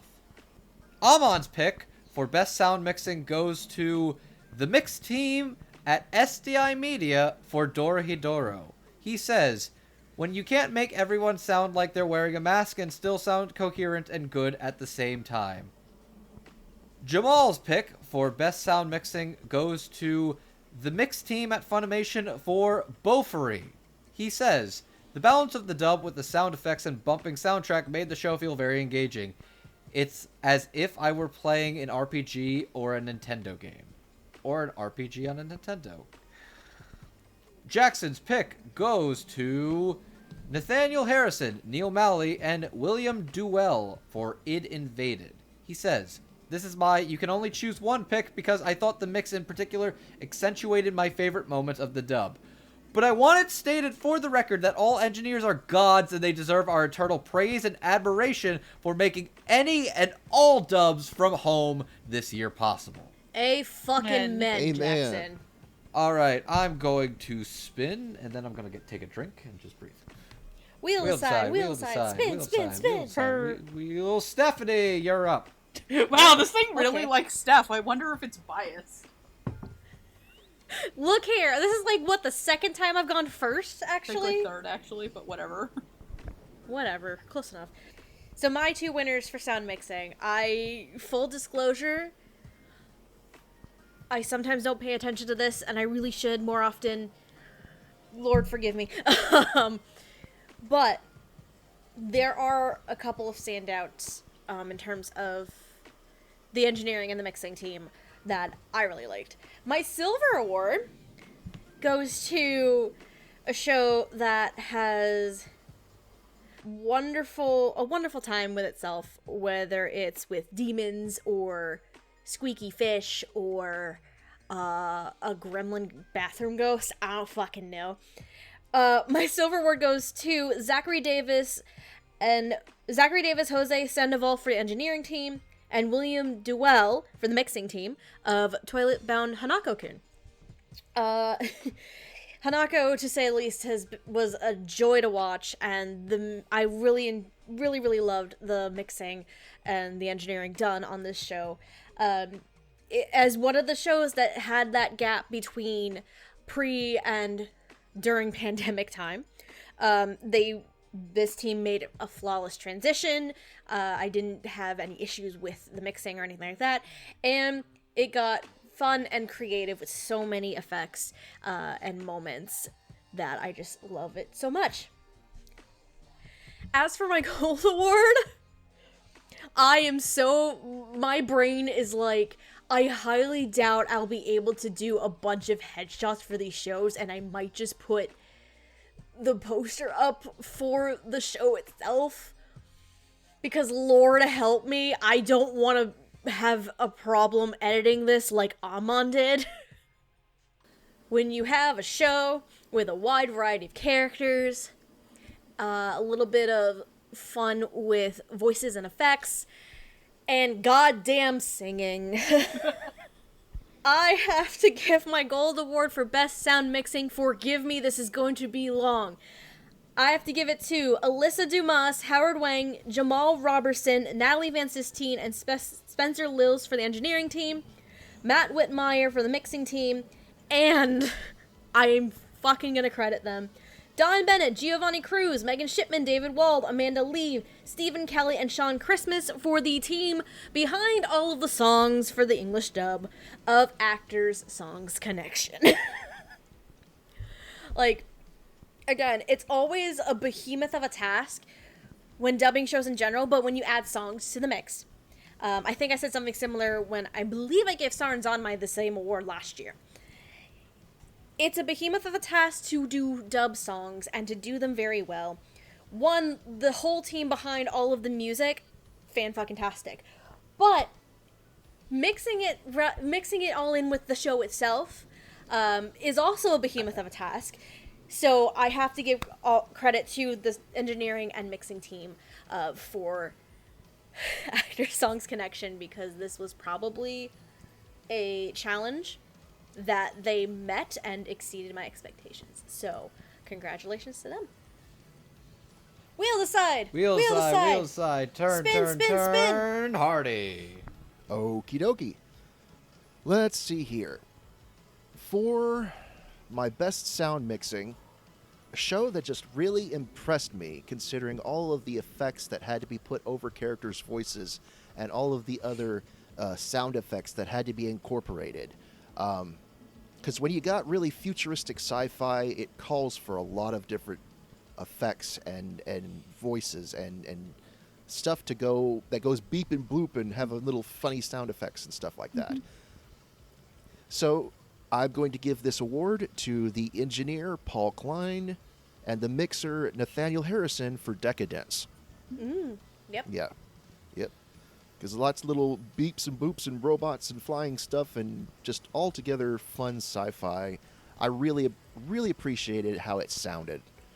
And the fact that they were doing it while one of their actors was having to go in and out of the hospital to take care of their partner was really impressive, how they were able to work around that and keep it going week to week. So, yeah, I just think everyone at Decadence did a really great job. But for my best sound mixing, I think I have to agree with Andrew on this one, that the fact that they had to record several different dialects for several different different actors located all over the place. I think Great Pretender turned out to be a really good job. So we have to give that to Jonathan Abarca and Sean Cromwell for the mixing to production. So, All right, Megan. for Great Pretender, yeah. Megan. My silver award is going to go to Jonathan Abarca and Sean Cromwell for Great Pretender. Again, like everyone else has said, the fact that it was multiple language tracks, multiple dialects, just the incorporating the vocal track with the music of the show, it felt really alive, and it felt like the world was very lived in from the mixing. I have nothing but compliments usually about anything NYAV Post does. They are very clearly very good at their game, and you guys said a lot of already what I want to say. My gold award is going to have to go to actor-song connections as well. Yay! Like everybody else said, you have to do a lot of mixing for music. Sorry, let me credit the entire cast. Even though Steph did it. It's a long haul. Ah. Like, I felt so bad for Amon when he edited the episode. Matt Whitmire, Sean Christmas, Amanda Lee, David Wall, Don Bennett, Giovanni Cruz, Megan Shipman, Emily Fajardo, and Stephen Kelly. Again, everybody said that. And the other thing I do want to highlight, that as of the time of this recording, the home video version of Actor Song Connections out. It's currently on my shelf. A reminder that when this started out, this was all done under a simuldub schedule. Yeah. Yes. This was all done in a simuldub And schedule, York. I will have more to say about this later. Alright. I think we're ready to move on. Yes? Yes. Mm-hmm. Okay, so at the start of the awards show, I did mention there was a change in the performance categories. To be much more inclusive and more friendly, performance categories have been turned into gender-neutral categories. In order to accommodate for this, of course, we had to change the names of these categories. Because doing Best Actor and Best Actress in a dub for comedy or drama just doesn't work anymore. So, our next award is for Best Supporting Performance in a Dub for Comedy. These are for performances in a supportive role in comedy series or films that stood out to us. Andrew, could you give us the winners for our other hosts for this award, please? Sure thing, Steph. Noah's pick for Best Supporting Performance in a Comedy goes to Sungwon Cho for Gretzko Season 3. You wouldn't think that a gruff manager working for negative dollars would be funny, but that's just the magic of Sungwon. In a time-honored tradition of using deadpan for comedy, watching Hyodo constantly trying to catch a break while still being business-minded makes for arguably the best season of everybody's favorite Trash Panda show. Jet's pick for Best Supporting in a Comedy goes to Kaylee Mills for Demon School Irma-kun.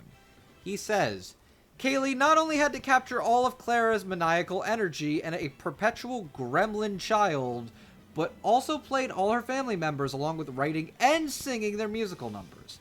That had to be a lot of work, but she did a great job with all of it, and I adored her work on the show.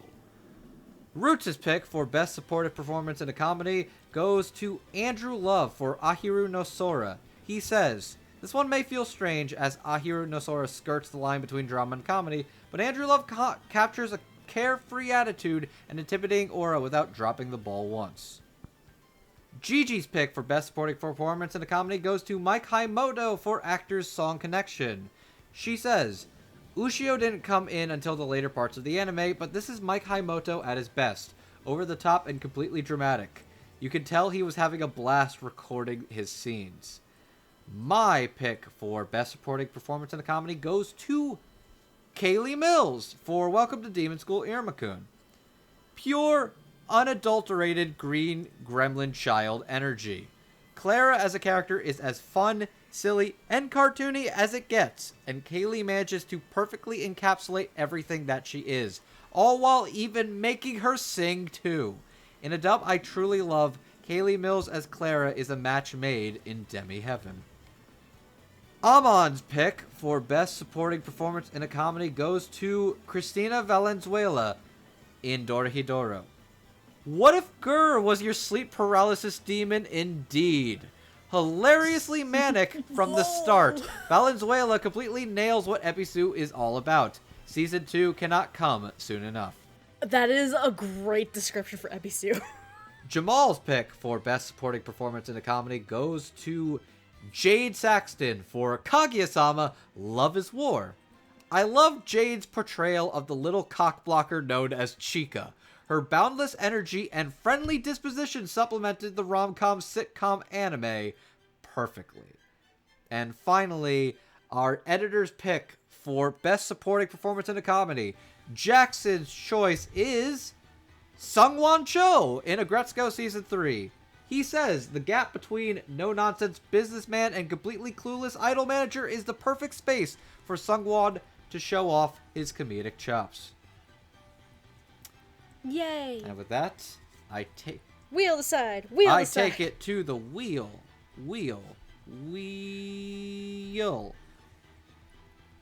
Megan. Okay, so my silver award for this, and I thought I was gonna get to talk about the other award I put this person in first, so I'm gonna have to save a lot of what I'm gonna say for that, is Sean Chiplock for Dorohedoro as Shun. I think that's his name. Shin. Shit, I'm sorry. I fucking love Dorohedoro. Shit, damn it. I fucking love Dorohedoro. I am also incredibly exhausted and hungry. I am going to fucking Taco Bell after this. I'm gonna get a chalupa. Hell yeah. Please insert the meme image of Felix looking at a chalupa here, please.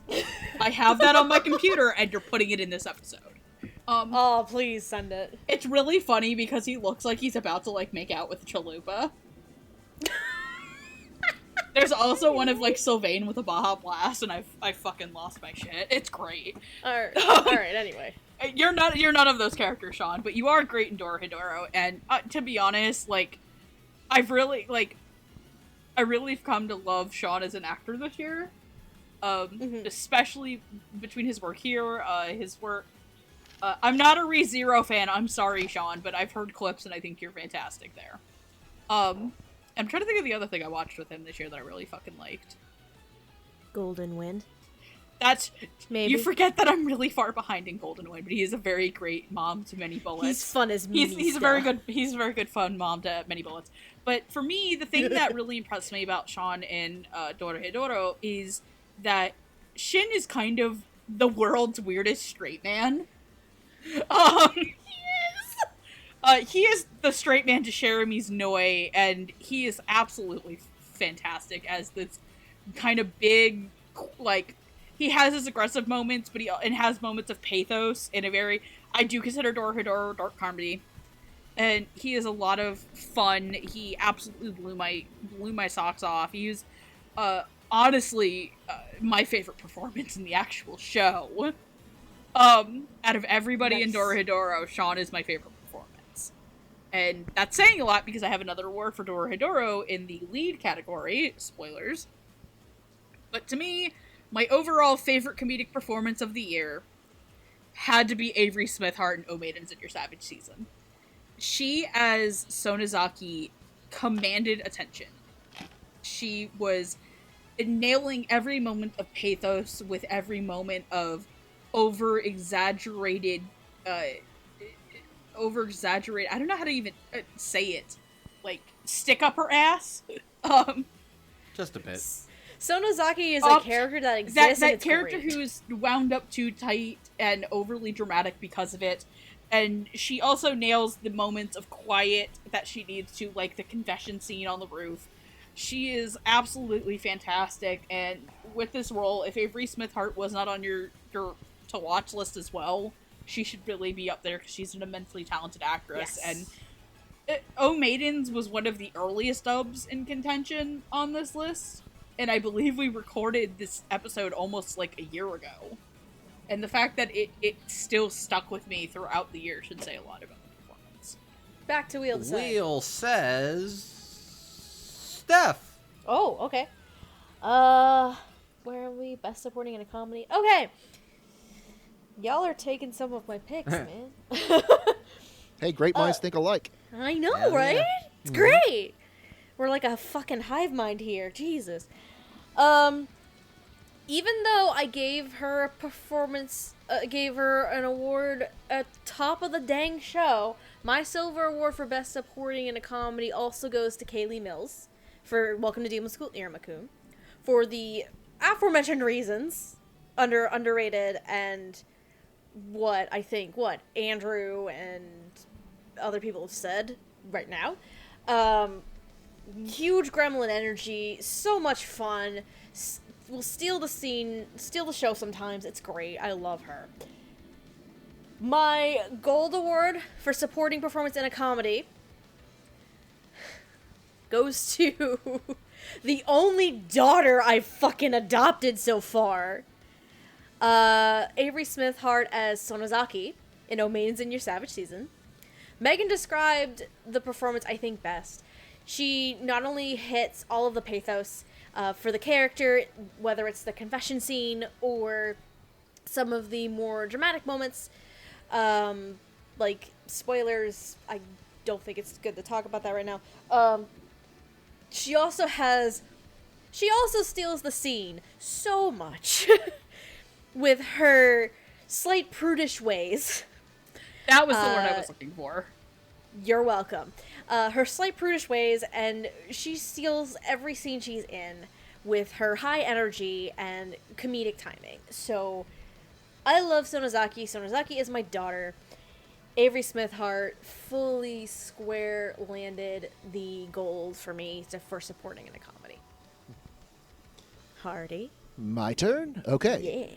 I'm actually going to do something a little bit different with my silver award because this is a show that wasn't created in Japan. Oh. It's actually a Chinese show that was also dubbed in English, so it counts. So for my silver award, me looking on the horizon at that Heaven's Official Blessing dub. Anyway. I would like to give my silver award to Jace Patrick in Scissor 7 as Daibo, the little blue chicken with a dirty mouth. A chicken with a dirty mouth? That's a sentence I didn't think I'd hear. Scissor 7 is a show. While the dub itself kind of suffers from casting Roddy Chiang in the lead role, he's not great.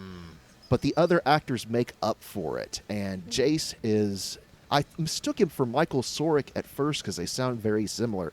But he's just got this grouchy, old, bossy sound to him that really endears this angry little blue chicken that I really, really like. And I think everyone should give Scissor 7 a shot. Maybe it won't be your thing, but if you try it out at least, and maybe you'll find something that you like.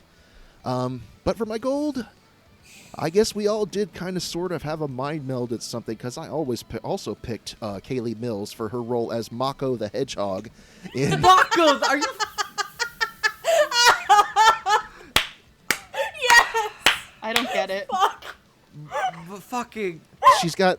Mako, she acts like Mako from Kill the Kill, and she also does this little spinning roll thing. Roll. Like Roll. Oh my god, you're fucking... Rolling. You're right! Oh god, she's even green! She might as well be an OC.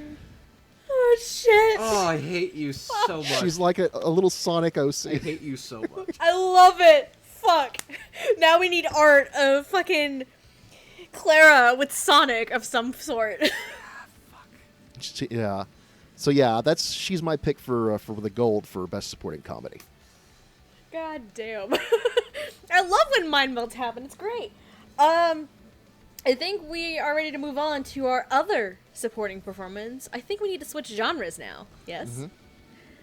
We're gonna go from the laughs, the chuckles, good belly laughs, all that fun stuff, to the dramatic, the emotional, the batshit crazy. We're gonna talk about the best supporting performance in a dub for drama. Andrew, can you lead us off with the other host's picks, please? Thank you, Steph. Starting us off, Noah's pick for supporting performance in a drama goes to Brina Palencia in Fruits Basket. He says, being one of the few Zodiac members we're seeing for the first time in anime form, there was a lot of expectations at seeing Rin's emotional turmoil. And Brina definitely gave us the unbridled, no pun intended, experience of a conflicted young woman in all her emotional shades of resentment. I can talk, I promise. You don't necessarily like Rin, but thanks to Brina, your heart still breaks for her as well. Jet's pick for Best Supporting Performance in a Drama goes to Griffin Puatu from Beastars. He says, Louis is a character who puts on the persona of a strong leader, but hides how weak he feels inside, and Griffin's performance captures both sides of him perfectly. Roots' pick for Best Supporting Performance in a Drama goes to Laura Jill Miller for Beastars. He says, Haru is a character within a character, playing confidence to climb the social food chain with the determination to avoid the actual one. Laura Jill Miller pulls this off spectacularly. Gigi's pick for Best Supporting Performance in a Drama goes to Lauren Landa for Beastars. Gigi says, I love the house. "Ah, there's a lot of animals out tonight. Who'd thunk?" Gigi says, Lauren Landa as Juno was my pick at the beginning of the year for this award, and she beat out so many others to stay on top. Juno is adorable and a little manipulative, and her performance in Beastars is perfect. My pick for Best Supporting Performance in a Drama goes to Kausar Mohammed for Great Pretender. Great Pretender was my first introduction to Kausar, and boy did she leave an impression on me. Her work as Abby is some of the best in the whole show, where she changes her performance for certain heists as well as around different people. Her work in Skies of Singapore alone cemented this pick for me. Amon's pick for Best Supporting Performance in a Drama goes to Monica Rial in It Invaded. He says, this nomination is 90% Rial turning in an excellent, subtle, and moving performance as a detective will to do what others won't, and 10% it being compelling and a little bit funny to hear Rial use her natural high register to play such a serious and crafty character. Also, the Deerstalker getup is adorable. Yes. Jamal's pick for Best Supporting Performance in a Drama goes to Natalie Rial for O Maidens in Your Savage Season. He says, Natalie manages to play an almost emotionless character with subtlety. I love how she helped me to understand Nina's coming of age throughout the show, to the point she decked a motherfucker with satisfaction at the end. Yes! Hell yeah! Oh, Fuck The yeah! Punch Pedos! punch pedos, people. And finally, our editor's choice for Best Supporting Performance in a Drama. Jackson's pick goes to Ian Sinclair for Fruits Basket Season 2. He says, Yep. I was tearing up within 1 minute of Kurno being introduced. That's gotta be like some kind of record. And then the hits just kept coming. Can I say something? Yes. Okay, so who was it, Jet or Noah who said Brina? It No. was Noah, I think. I just remember whoever on my Discord, I think it was Jackson. It's either Jackson or Josh on my Discord said everything was growing great, and then the horse got thrown out the window. Fuck. about Ren. Oh my god. Oh no. Oh no. Alright. I got the Alright. wheel. I'm ready to go. Spin that wheel. Spin the wheel! Spin. Wheel the side, wheel the side. Steph! Oh boy. Best supporting performance in a dub for drama. My silver award for this category. I was talking to Andrew last night, and he's very surprised I picked this one, actually. Because, knowing me, I have the hardest fucking time narrowing down performance categories. Because the method to my madness is write down everything that really impressed you throughout the year and then try to narrow it down. Because I'm bound to forget something. At the start of the show for this individual in this performance, It was a tiny bit rough, I'll admit it. But I got very invested the more I watched this show. To the point where when a huge, dramatic, and emotional climax for this particular character occurred, I lost my garbage. I couldn't stop crying. Because I suddenly felt like this is my mom, and it's like losing a mom to me. Because of that, my silver award goes to Grace Lynn Kung for Japan Sinks 2020. This is an emotional... Japan Sinks 2020 is an interesting show. It's an emotional roller coaster. And I really, really loved Grace's performance as the mom in the family. She had this positive outlook, this fun, spunky attitude, go-get-em attitude. And she was also this pillar of strength for everybody else to lean on. And it got me very invested in the performance throughout the entire course of the show. My gold award was cemented long before the qualifying year started, because this show was a fucking exception we made. If this character did not exist in this particular show, Kellen Goff's Diavolo would have stolen my #1 spot probably in this category. I have to give it to Ray Chase as Bruno Bucciarati in JoJo's Bizarre Adventure Golden Wind. Because this character, I love everything that Ray does, from the slight twinge of the Italian accent and mannerisms to just this, again, a pillar of strength, the leader, the go-getter, all of this fun stuff. And it was just a fantastic performance by Ray. And he was cemented as my #1 for the entire fucking year. No one could top him. So, Ray Chase as Bruno Bucciarati, fuck yes. Okay. Next, wheel decide. Wheel decide. Party. Yes. Okay. All right, so both of my choices have already been picked by other people. Okay. To start out, my silver award goes to an actress who thankfully was cast as the same character, the same ethnicity as their character. And it speaks very highly of the dub itself that they went out of their way to match this actress to this character. And considering I think it's her first anime, I'm not sure as far as we know of. Yeah. 'Cause I'm assuming I know where you're going with this. I have to give it to Qasr Mohammed as Abby in Great Pretender.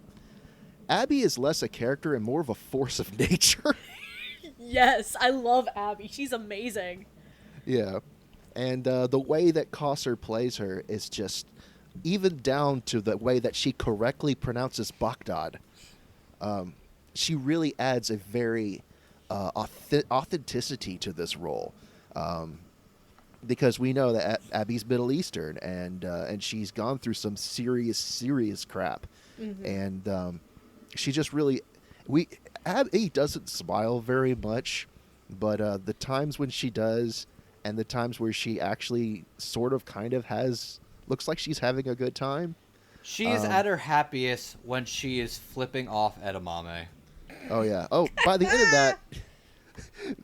by the end of the show, I think you made this joke, that was like them exchanging middle fingers is their way of expressing their love for each other. It's their cigarette kiss. Yeah. That's amazing. It's like, yeah, he brings up that gif of Sungwon go, oh, they fucking. Oh, they fucking. Fucking! That is my favorite gif. Bless. It's like whenever everyone gets that one episode of Tokyo Ghoul, are they doing it? Oh, they fucking. Oh, they fucking! Oh, yeah. Oh, they fucking! But yeah. Me when I'm she eating was Taco Bell. God damn it. Please sponsor us, Taco Bell. And while you're at it, bring back Manzanita Soul. That stuff was great. Also, bring back the loaded grillers and potatoes. Potatoes Anyway. are a vegetable. And the Mexican pizza. Anyway. I don't know how Anyway, you that's get rid for of potatoes as a vegetable. A potato is a vegetable. Megan. But anyways, no, for my gold, I had to pick Brina Palencia as Ren for Fruits Basket because more so than any other actress that season, because we had so many star performances from Colleen to Trina. Just everyone brought their A game for this season, but I think out of all of them, I think Brina's was the most emotionally investing. It was the most just heart-wrenching. And it got me to feel for a character who I don't necessarily like, but I can understand where they're coming from. And the way that she played off of Justin Cook, and the way that she played off of Yes. Colleen, and the way that she played off of Laura Bailey. She's just this multifaceted character who we think that at first we think she's just a bitch, but she's actually very fragile and has gone through some crazy stuff. And I think Brina just absolutely nails Please it. brush the horse's hair. Please brush her hair. Yes, brush the horse. Yes. And give her a carrot, too. Yes. God damn it. We're all like, we can't do it. You know what? I'm sorry, Hardy. She is getting a carrot. She's getting Hatsuharu's carrot. Oh, damn it. Oh, they And his fucking. berries. Oh, they I'm fucking. sorry, Hardy. I'm sorry. A carrot and 2 apples. Fuck. Yep. And a little Yep. sugar, a little Yeah. white sugar cream comes out at the top. Yes, sir. I do like it. I do. I'm so sorry to anybody who works on that show who had to hear that. That is the only time we will make a lewd Fruits Basket joke. Not with that Oh, attitude. boy. People listening to us like, no, I don't sir. like it." I don't like it. Okay, Specifically, Megan. that gif also of a horse. Megan, your best supporting drama performances. Surprisingly, they actually both come from the same company, the same dubbing company. Which I'm surprised I put a lot more from that company this year than I actually have in any other fucking year. So my silver award goes to, and I'm about to start another bar fight at the digital anime bar. Oh no. David Harbour as Bone Drew and Made in Abyss Dawn of the Deep Soul. Hell yeah. Ooh, Holy yeah. fuck! Hell Holy yeah. shit! When I watched Made in Abyss Dawn of the Deep Soul, I thought it was a smart idea to start it at 12 a.m. As you do. as your tradition. So we're already starting off great. To say that I wished I thanked God that I didn't have to watch Dawn of the Deep Soul in a theater, not because of COVID, but because everyone would have heard me screaming. Yeah. David Harbour's take on Bone Dread is bone-chilling. It will shock you to the core. There is something enigmatic about it. You will be creeped out. You will want to take a fucking shower. But at the same time, you would believe that this man is doing some of the most abusive and vile shit because he thinks it's the right way to do and he genuinely loves these people.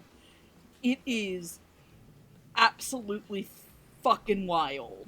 Like, I can only implore and hope that High Dive will be putting this up for streaming in March when the DVD comes out. I hope so, because more people need to watch Dawn it. It's really Dawn good. of the Deep Soul is a fucked up movie. I'm like, It is, it but is a it's so good. fucked up movie. There is just I'm not familiar with David's work as much, and to say that it like if you can like make me scream in abject terror while like also being like give me more out of this performance, like there's like a lot. There's a theory called the horror bar, and it's the closer you get to it, the more I forgot the actual thing, but like there's this. It's like a moth to a flame. You shouldn't touch it, but Mothman's like, Mothman, look at that fucking lamp. I said Mothman. I think it's like a train wreck. You don't want to stare, but you can't look away. But a train wreck denotes something bad. Also true. This Like, is just very good. Like, it's so good. And I just have to say, I can't find the song. I wanted to sing the Mothman YMCA. please no. No! Not right now. Let's move on. Mothman, you're a moth and a man. I said Mothman. Hang it! Moth's man. Anyway, moving on to my winner of the best supporting in a drama. It has to be Elizabeth Maxwell in After the Rain. It is, like, Jet brought this up. I was gonna put her name. I was gonna put Elizabeth's name so I could get the character's name. And instead of giving me Elizabeth Maxwell, it was going to give me Elizabeth from Knoxville, Tennessee. What? Oh no. They pulled me out and maced me. No, it's Haruka Cayenne. She is, oh man, it is so soft. I did not believe that was Elizabeth Maxwell at first. You could have given me $50 and I still wouldn't have believed you. Like, it is soft, it is emotionally gripping, it is some of the best work, I think, outside of Arisa and Bishamon that I've heard Elizabeth Maxwell do. You could feel every ounce of pain and rejection and anxiety of watching her friend slip away. I genuinely believe that this girl was a fucking lesbian. Her loss, mourn, and pain at having to watch her friend drift away from pain is just so good. And again, I implore you I would implore you to watch this more, but I understand that that is a financial commitment because of Amazon, because of Jeff Bezos' evil anime jail, and Jeff Bezos can suck his own dick. Hooray! So definitely get to check out After the Rain if you can. It's fantastic, and Elizabeth's performance is great. Awesome. So, moving on. Our next award is our second Viewer's Choice Award. While we've been talking about our favorite supporting performances of the year, why don't we talk about what your favorite supporting performance of the year was? This is going to be the Viewer's Choice Award for Best Supporting Performance in a Dub. And Hardy, Yes, ma'am. if you could do the honors for me, please, and read for me the nominees, if you could. Absolutely. The nominees for Best Supporting Performance in a Dub.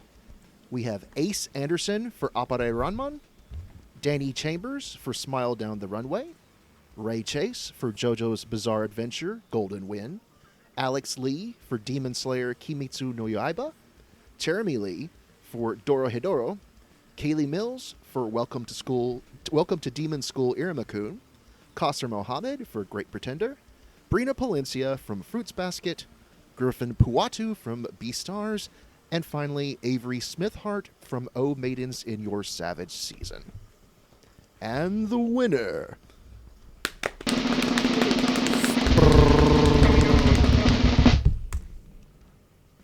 Griffin Puatu from Beastars. Yeah. I don't know how to make deer noises. Says the girl who is a deer furry. Stupid sexy deer. God damn it. Stupid sexy deer. Says the girl who Stupid has a sexy deer deer, for soda. Louis.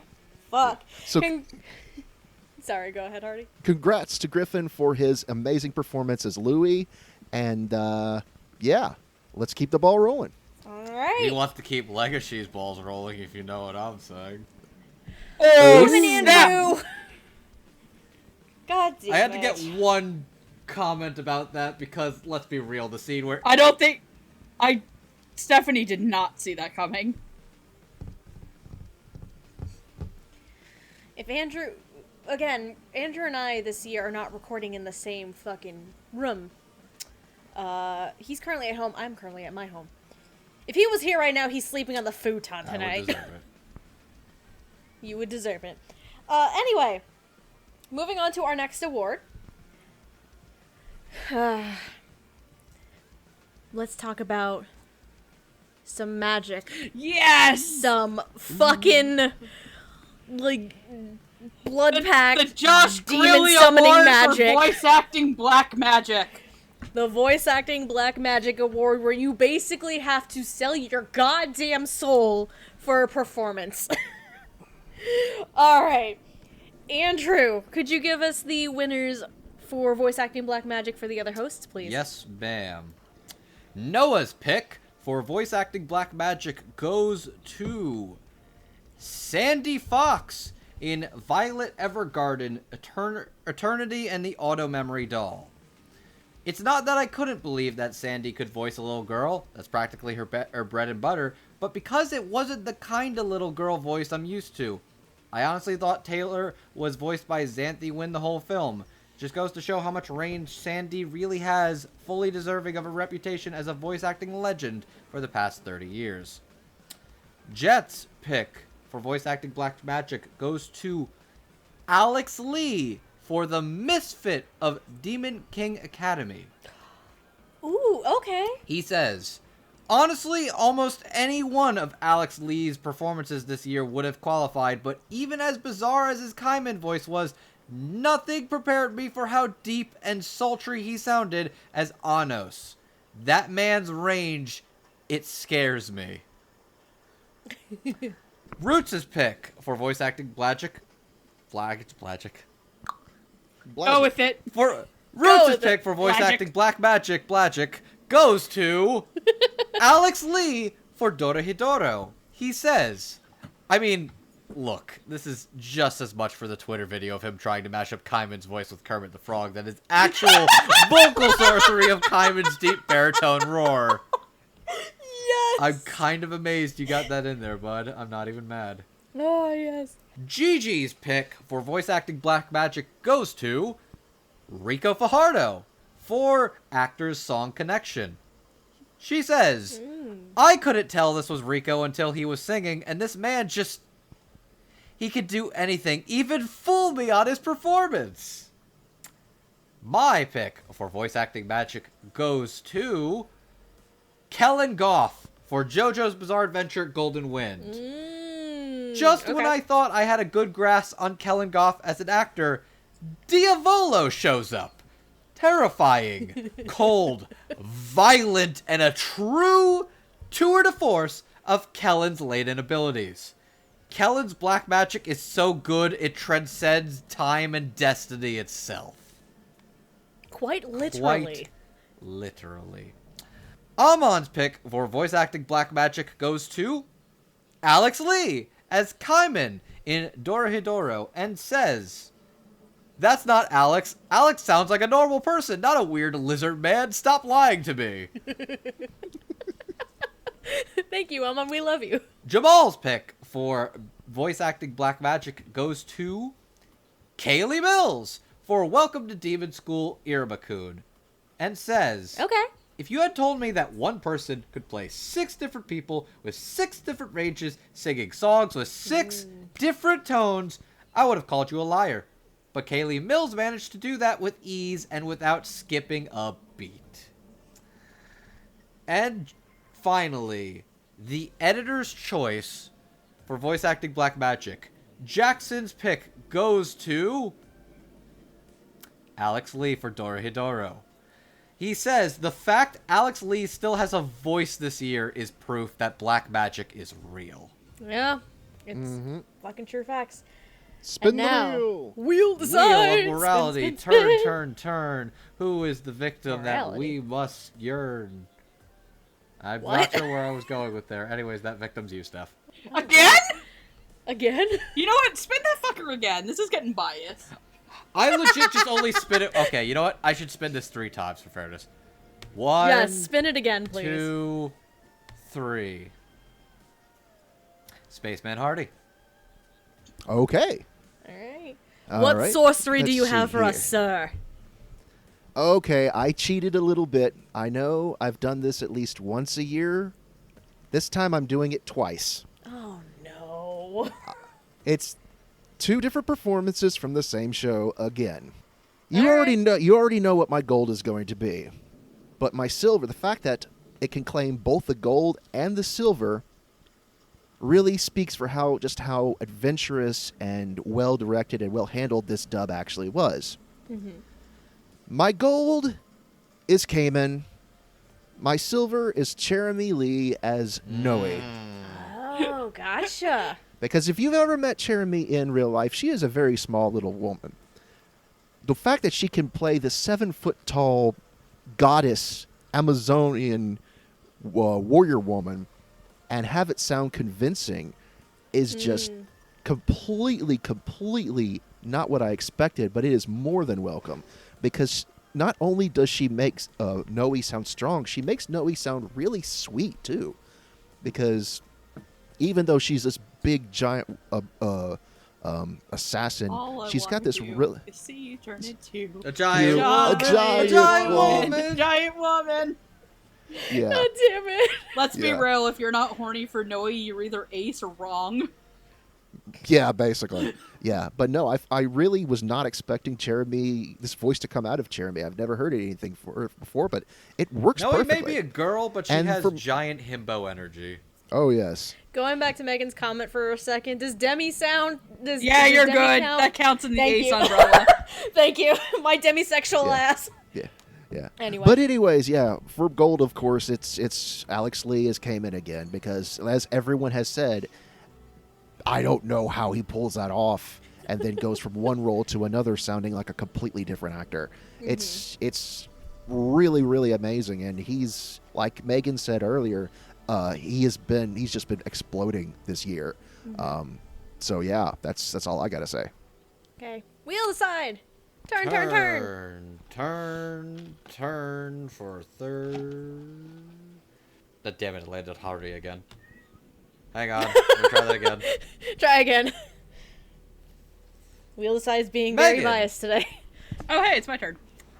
So, my silver award for this is going not for the entire performance, just for one scene. Oh, no. I think I know. Okay, you told me about this one, I think. I want to state that Brand New Animal was the second most disappointing anime I watched this year. Okay. Only ahead of Weathering with You. The dub for Brand New Animal is fairly solid. And the twist is literally the exact same as Promare. Wonderful. But at one point, Robbie Damon, I'm sorry for spoilers for Brand New Animals to you guys, turns into a giant 3-headed Cerberus that is hamming it the fuck up. Oh, yes. As he stares down the furry king, Ben Diskins.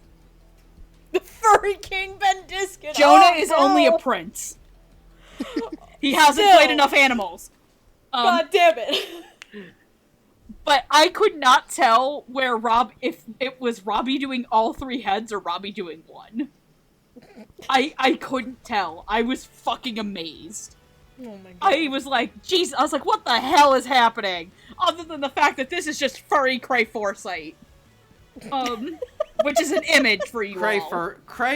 no, Oh. Megan. Cray Foresight! Cray Foresight.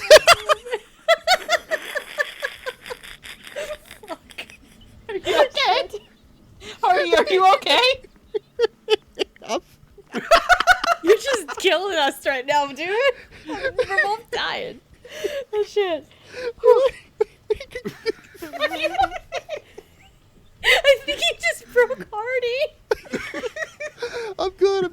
Oh, shit. So It's been a congratulations, while since Robbie we Damon, broke for Hardy, playing, but here we for are. playing a giant furry Cray Foresight.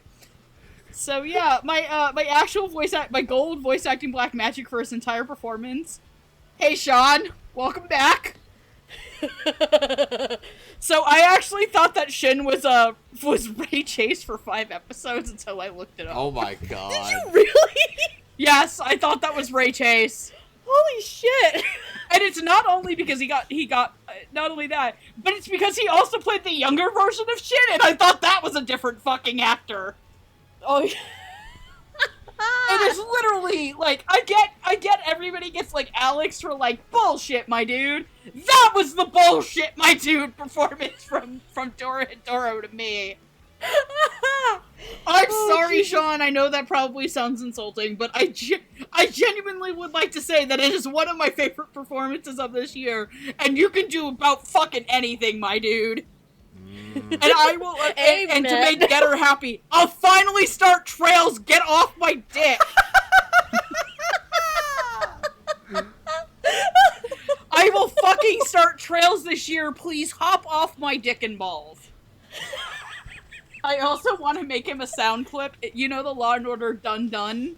Yes. Mm-hmm. Everybody please be very silent right now so I can make something that he can clip out and Okay. use. Oh no. This is for you. This is for you, Getter. Shill, shill. Dun dun dun dun. Shill, shill, Dun, shill, dun, shill, dun. shill.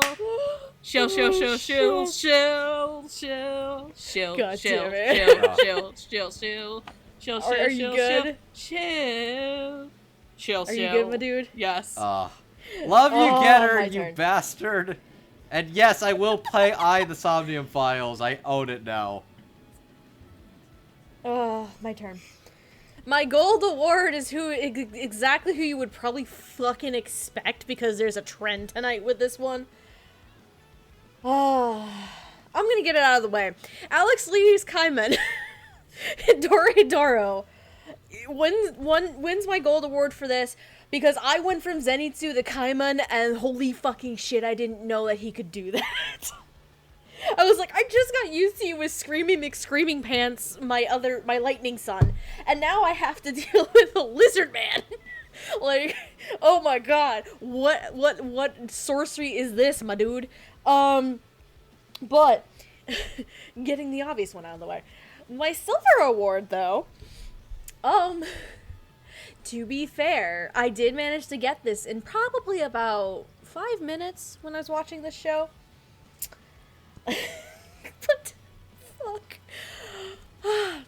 When you have, I believe Andrew described it earlier, when you have some LARPing bro, Shakespearean my dude, my silver award has to go to Ray Chase in Welcome to Demon School Irmakun at Sapnak Sabro. Ray Chad. Yes! Because, like, Andrew will attest to this, and I did say this on the Irma episode. After, like, an episode with this performance, I was like, okay, this is a Chad character and a Chad voice, and I now have to call him Ray Chad because of this instead of Ray Chase. Oh, because I'm used to Ray being a weird devilish black magic wizard because we've talked about him in the past. I believe he was given an award for I think for Fairy Tale Dragon Cry, possibly. I don't quote me, but this reminded me of how much of a wizard Ray actually is. So I have to give the award, the silver award, to his performance as Sabnak Sabro in Welcome to Demon School Irmakun. And again, my gold, obviously, no fucking contest, is Alex Lee for Dorohedoro. Alright. I'm getting hiccups. So, moving on to our next award. We have one of our special awards that really, collectively, as a group, it's decided upon. Hardy, I believe you have something prepared for this one. I do, yes. Well, for this year's Unsung Hero Award, we've decided to go in a slightly different direction. Here at Dub Talk, we always make sure to give praise to all the actors, directors, scriptwriters, and sound mixers involved in the production of our favorite English dubs. However, there's one very important player that often gets overlooked: the translator. Now, to be fair, the translator is more closely connected to the subtitles of the Japanese audio, more so than the English, but without a basic translation, the ADR scriptwriter has nothing to work off of, and without an English script, the actors and directors have nothing to go off of. Imagine if every dub was made up on the spot. It would be like Ghost Stories and Samurai Pizza Cats all over again. Oh god. Yeah. So indeed, the translator's job is a very important one. Sadly, it is often an overlooked and underappreciated one. These people often work late hours, dealing with tight deadlines and restrictions, and yet often receive very little pay for doing so. They are also heavily criticized by so-called purists over changes that those people claim are not 100% accurate to the Japanese. Therefore, for her role in helping to bring to light the current state of the anime translator, we would like to give this year's Unsung Hero Award to Katrina Leonidakis, apologies if I mispronounce your name, for her work on shows such as O Maidens in Your Savage Season, Galandino, and of course, Interspecies Reviewers. And Horimiya this season. Yeah, and Horimiya, yes. We appreciate her efforts in helping to explain the process of Japanese to English translation, helping to inform us of all the challenges that translators face in order to bring our favorite shows and video games stateside so that we can all enjoy them to the best of our ability. Thanks to you, hopefully conditions will become better for you and all your fellow translators now and in the near future. Bravo. Congratulations to Katarina. Our next award, let's go back to the Viewer's Choice Awards. And Megan, I'm going to ask you to talk about our next award category for Viewer's Choice. This award is for our Best Returning Actor. These are performances that were reprising from last year or any other year, and they've come back to show us what they can strut their stuff with now. Our returning actor nominees are Colleen Clinkenbeard, Fruits Basket, Brittany Karbowski, Made in Abyss, Dawn of the Deep Soul, Faye Mata, Konosuba, Mary Elizabeth McGlynn, Ghost in the Shell, Standalone Complex, 2045, Erica Mendez for Gretzko, Cassandra Lee Morris, Magia Record, Puella Magi, Madoka Magica Side Story, Chris Ryan for No Guns Life, Joshua Seth for Digimon Adventure, Last Evolution, Kizuna, Derek Snow for Fire Force, and Christina Valenzuela for Lupin III, Fujiko's Lie. And the winner is... Erica Mendez for Gretzko. Woo! She won! She won! did It it! was like the third time she was nominated for a Gretzko, and she finally fucking did it. That's 3 furries! You know, I'll say this. She did fantastic stuff in season 3. This Fantastic. is well deserved. Mm-hmm. This is right. well... No, everyone who has won tonight is well deserved. That's... Absolutely. As well as all of the nominees for these Viewer's Choice categories are well deserved in their own right. Okay. But Thank yes, you very congrats much. to Erica Mendez. Congrats to Erica Mendez. Okay. Our next category, a lot too long ago, we talked about the best supporting performances in English dubs this year. Let's bring out the big guns. Let's talk about lead performances, alright? Let's start off with the best lead performance in a dub for comedy. Andrew, take it away. Thank you, Stephanie. Starting us off is Noah Clue. Noah Clue's pick for best lead performance in a comedy goes to Tia Ballard for Toilet Bound Hanako-kun. He says, "Many an actor can play the protagonist well, far fewer can play the victim and get a laugh the whole time. Tia's naturally adorable high school voice is always cute and used here to express distress and confusion makes for a truly laughable comedy of errors in the spirit world." Jet's pick for best lead performance in a comedy goes to Howard Wang for Kakushi Goto. Howard Wang had to juggle Goto as both a kooky manga artist and struggling single dad, and he did all of that pretty well while bringing a lot of good laughs. His performance was a lot of fun. Jet's pick for best lead performance in a comedy goes to Stephen Fu for City Hunter, Shinjuku Private Eyes. He says, "Stephen Fu brought fun energy to Ryu, making a blast of a film even stronger." Gigi's pick for best lead performance in a comedy also goes to Stephen Fu for City Hunter, Shinjuku Private Eyes. She says, "It's so hard to come in and replicate a performance from another English VA and a highly respected Japanese VA in a series that has been around for decades, and Stephen did none of those. He made Ryo his own, and it was hysterical. Mokori!" My pick for best lead performance in a comedy goes to Howard Wang for Kakushi Goto. Kakashi Goto as a show is delightful, and Howard Wang as the literal titular character Kakashi Goto is some of his best work yet. He's funny and silly while really working his vocal registry in ways I've never heard him go before. Amon's pick for best lead performance in a comedy goes to Stephen Fu in City Hunter Shinjuku Private Eyes. Amon says, I know the odds of any of the old City Hunter series being dubbed is nil, but it'd be nice if they could redub some of the older movies with the Shinjuku Private Eyes cast. Fu is an absolute blast as Ryo, and I would pay good money to hear him do it all over again. Jamal's pick for best lead performance in a comedy goes to Howard Wang for Kakashi Goto. Howard's hamminess and eclectic punchlines gave Kakashi Goto the edge it needs.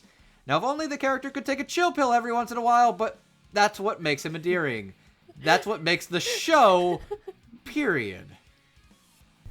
Jackson's pick goes to Genie Torado for My Next Life as a Villainess, All Routes Lead to Doom. He says, it takes something special for a harem protagonist to be the best part of their show. For someone to knowingly be in a dating sim and still be dense enough to say, God, what good friends I have. Genie is very likable as Baccarina. Baccarina, god damn it. Hey, Baccarina. Hi. Alright. We'll decide, spin, Wheel decide, turn. Hardy. All right. Okay.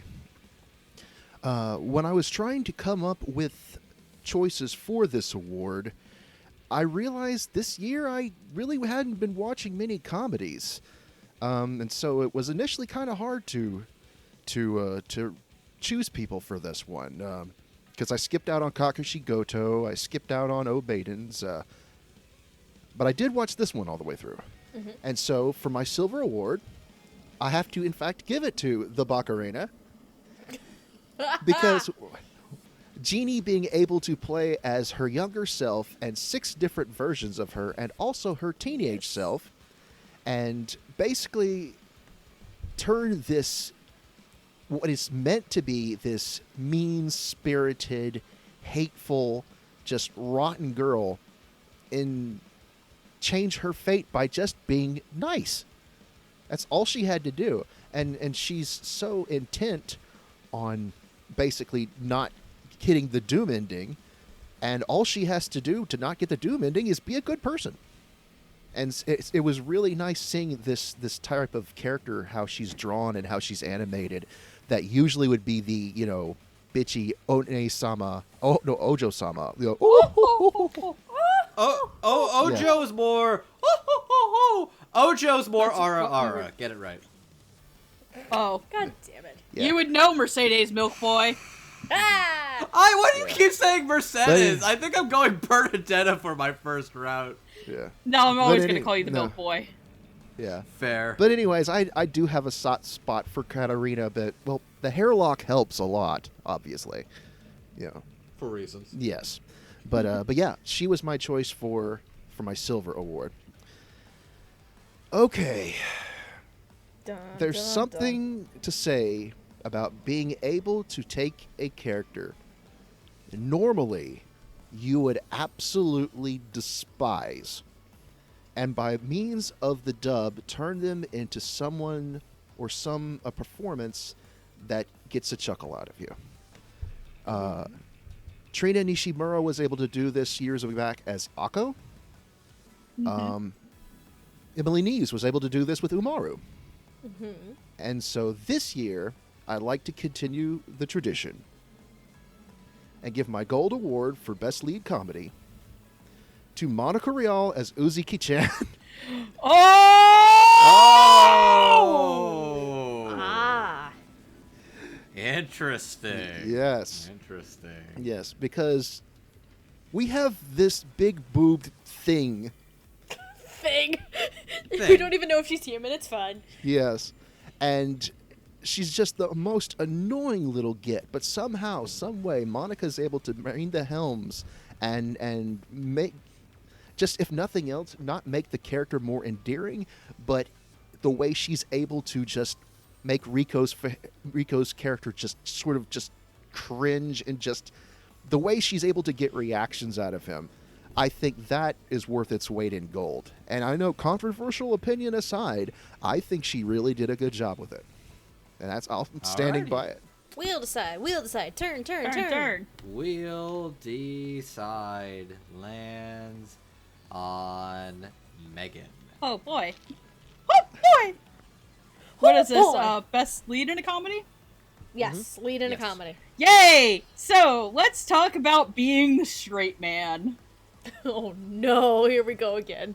So, if Shin was the straight man for the sorcerers, then Nikaido was definitely it for the people in the hall. Mmm. The holies, as we call them. Really? The hall. The claw. Ah. Oh boy, Uda's here. Nikaido go down the hole. You gotta go down the hole. Nikaido go down the hole. So this is for Reba Burr as Nikaido in Dorohedoro. I thought she was adorable. I thought she would. Yes, I find Nikaido adorable. Yay! Me looks at Hubert's vampire ass for fucking 3 houses. He's adorable. If nothing else, Dorohedoro has proved that muscles can be cute too. Yes. Muscles are moe. It breaks character type by design, and it's fantastic. I love Reba as Nikaido. I thought it was this right level of warm and friendly while being a twinge of absolutely insane, but also there was such a genuine pathos in her character. Like, I think that's really hard to achieve in a show as darkly comedic as Dorohedoro, that she felt like the warm emotional center of like a mushy demonic cookie.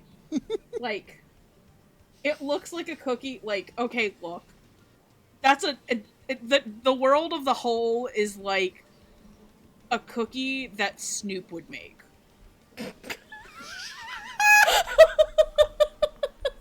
Like, that is Martha and Snoop putting some fucking weed in there and just sitting on the couch and That's going, amazing. yeah, man. And Reba is the mushy chocolate weed chips. That's Of the amazing. dub, and I loved her performance. But This is the best analogy there's ever been. the Dorohedoro weed cookie? Yes. Oh We shit. rolling bones tonight. We rolling bones tonight. Me and all my whole homies rolling bones tonight. Shit. There is an AMV hell to that, and it's literally Gohan and the dinosaurs getting high. And I've only associated that song with that. My goal for best lead in a comedy goes to Everyone's Queer That Cares. That is a line from the movie. Don't yell at me. Shakina Naifak as Hana in Tokyo Godfathers. Yay! She is such a breath of fresh air. She is absolutely hilarious. She hams it up when she needs to. She brings out, like Jackson said, the genuine pathos. You will have tears in your eyes from both laughter and like genuine sad emotion from this performance. It is outstanding, and I am so happy that the team over at NYAV Post cast Shakina in this role, because I don't think anybody could have brought Hana's life to voice in English the way that she ever could. It is a beautiful performance. You will laugh, you will cry, you will also want to punch a fat drunk man in a cemetery. Absolutely watch the Tokyo Godfather sub. Shakina is the highlight. Yay! Lead in a comedy, yes? Yes. Yes. Okay. Yes. My award winners for best lead performance in a comedy are rather interesting. My silver award, if there's a slight trend going on with me tonight, if there's any at all, is that a lot of my now adopted anime children seem to be winning currently. And my gremlin bathroom ghost child Uh, kinda. I had to. I had to give it to Justin Briner in Toilet Bound Hanako-kun. Because this was, I think it was described as a mix of Deku, but also luck energy melded together into one adorable being. Fucking gremlin energy. Like, he messes with you all the time. It's great. And I just love Hanako so much. I love him so much. Picking Justin as my silver was very difficult because my other person was actually Howard Wang for Kakashi Goto. So it was very hard. But in the end, I gave it to Justin for my gremlin ghost child. To which, fuck you, Gigi, I love you. She gave me, as a present for Christmas, a Hanako Nendo. Aww. And he's precious. He's precious. I love him.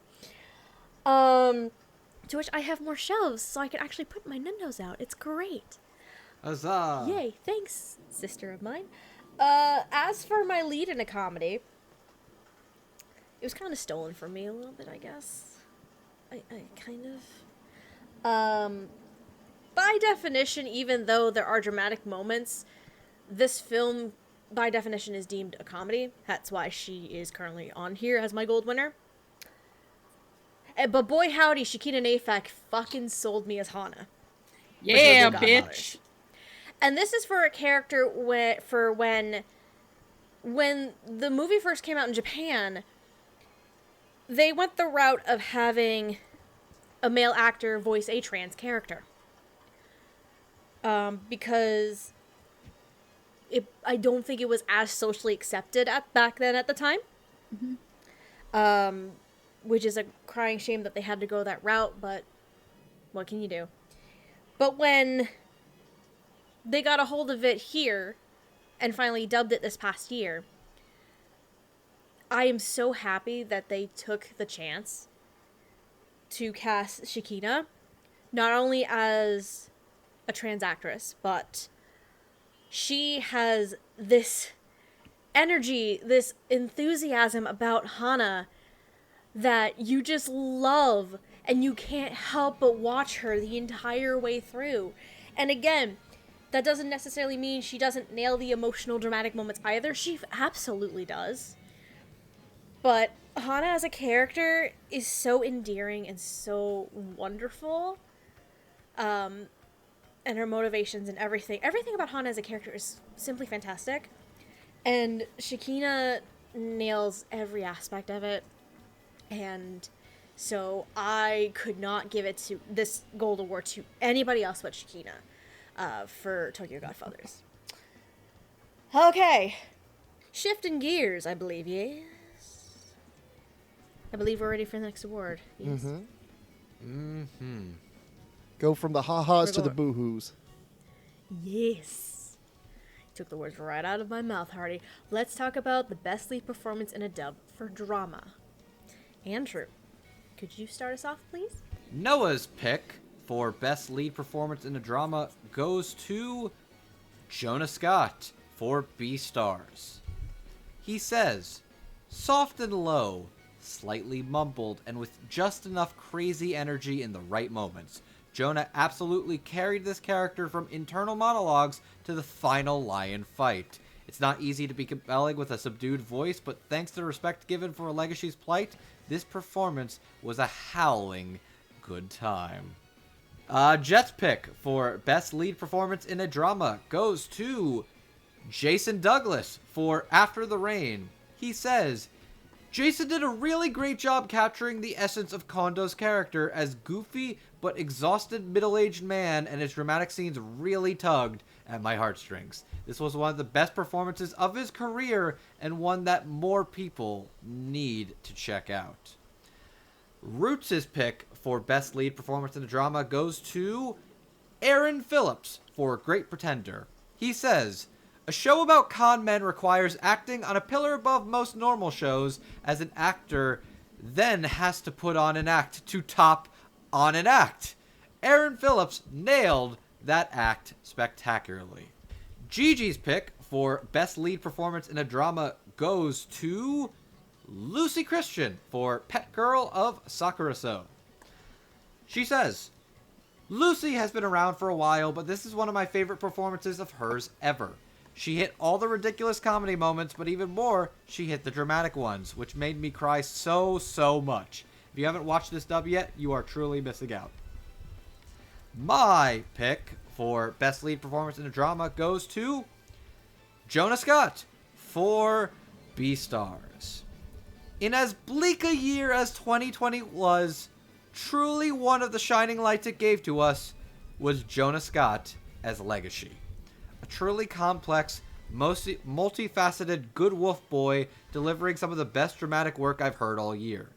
Jonah truly showed what he was capable of on the global stage, and I can't wait to hear more in Season 2. Amon's pick for Best Lead Performance in a Drama goes to Shakina Nafak in Tokyo Godfathers. When you can make translations of haiku sound like both natural and poetic in spoken English and also extremely extra, you know you've done Hana the justice she deserves. Here's hoping we hear Nafak in more dubs in the future. Jamal's pick for Best Lead Performance in the Drama goes to Justin Briner for My Hero Academia Heroes Rising. It's no surprise My Hero was going to end up on the list somewhere. It's a surprise it ended up on my list as Justin portrays Deku's selflessness and brought me to tears during a certain scene. If you know, you know. As I hear Andrew screaming in the goddamn theater all over again. Thanks, guys. Jackson's pick for Best Lead Performance in a Drama goes to Macy Ann Johnson for Smile Down the Runway. He says, I have a soft spot for shonen heroes, and Macy does fantastic work here portraying Chiyuki's determination, cocky attitude, and frustrations. Spin the Alrighty. wheel. Wheel.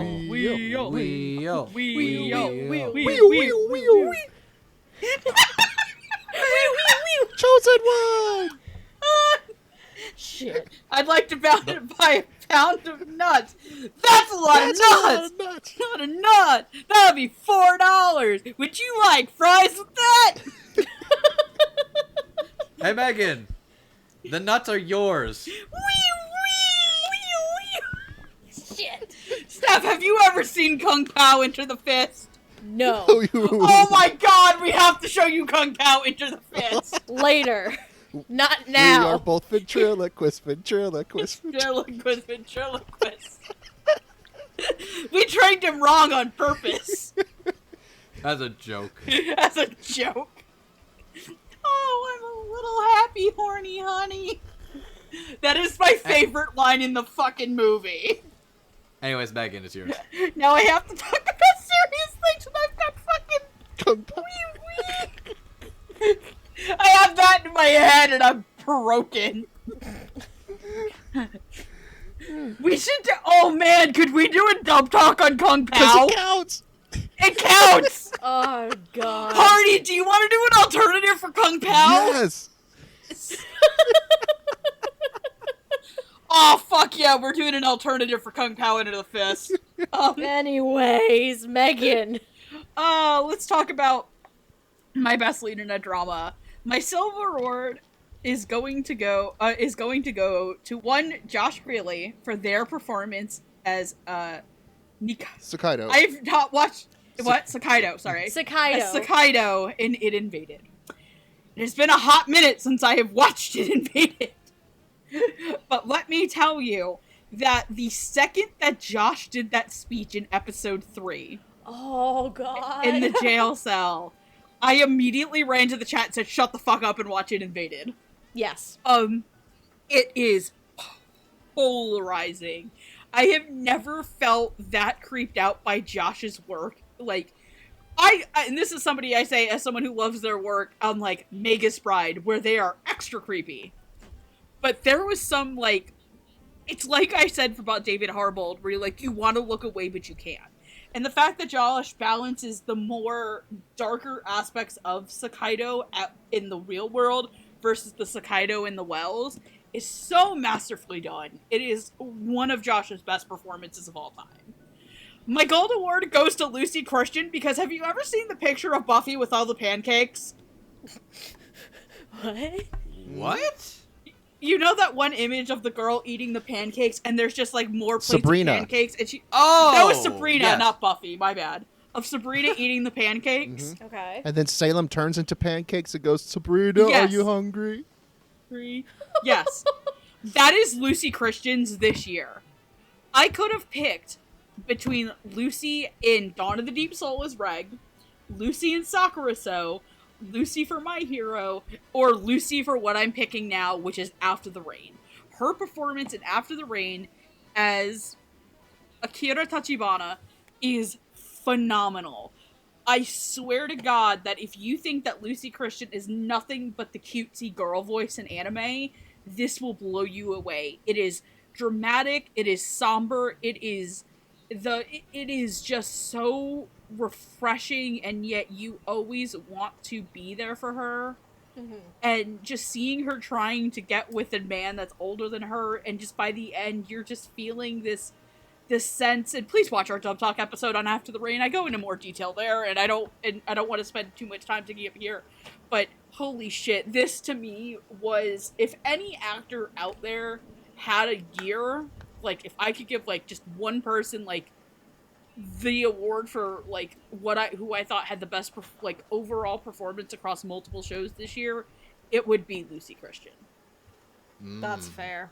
She had a strong year this year. She had one of the strongest years dubbing. I think outside of maybe Alex Lee, I think she's one of the strongest dub performers this year. Alex and Zeno. But she is a more veteran actress, and like for somebody who's been around so long and that so many people are acquainted to, and maybe they don't know a lot of Lucy's older works, like Princess Tutu or something that's a lot more dramatic. Yeah. This is such a like bold, it's a bold performance, but it's bold in a show that is subtle and elegant. Alrighty. Side note, please watch Princess Tutu. It's phenomenal. Yes. Real men watch Princess Tutu. Tutu. Fuck yeah. Shall I spin? Yes. Spin the wheel. Spin. Steph. Alrighty. Ooh, okay. I'm finally not last for once. It's been a few rounds. Okay. Lead in a drama. Okie dokie. Once again, my gold has been cemented for a year. But goddamn was it hard to pick my silver. Because there were two performances for my silver award that I just downright loved. And while I could have picked, I believe my other silver was Jonah Scott for Beastars. I actually went for a leading performance in a drama that was so endearing, so charming, and you can't help but feel bad for this kid, and wanting to achieve his dreams. It's another one of my fucking kids. The theme of tonight for Steph: how many of her children are going to get awards? Derek Snow is Ikto from Smile Down the Runway. Is my silver. While I did love Macy Ann Johnson, as well as Chiyuki, phenomenal performance. Personally, I loved Derek's a little more because everything that this character is going through, trying to achieve his dreams, but he's kind of stuck in this little bit of a rut because he's essentially the main support of the family because their mom is in the hospital, and he's settling, basically. And everybody, including Chiyuki, and including his sisters and his mom, are like, don't you fucking settle for nothing, Ikto. Go and live your life and achieve your dreams. And his entire character arc is just so wonderful and so heartfelt that Derek Snow just sold every aspect of it, and I absolutely loved it from start to finish.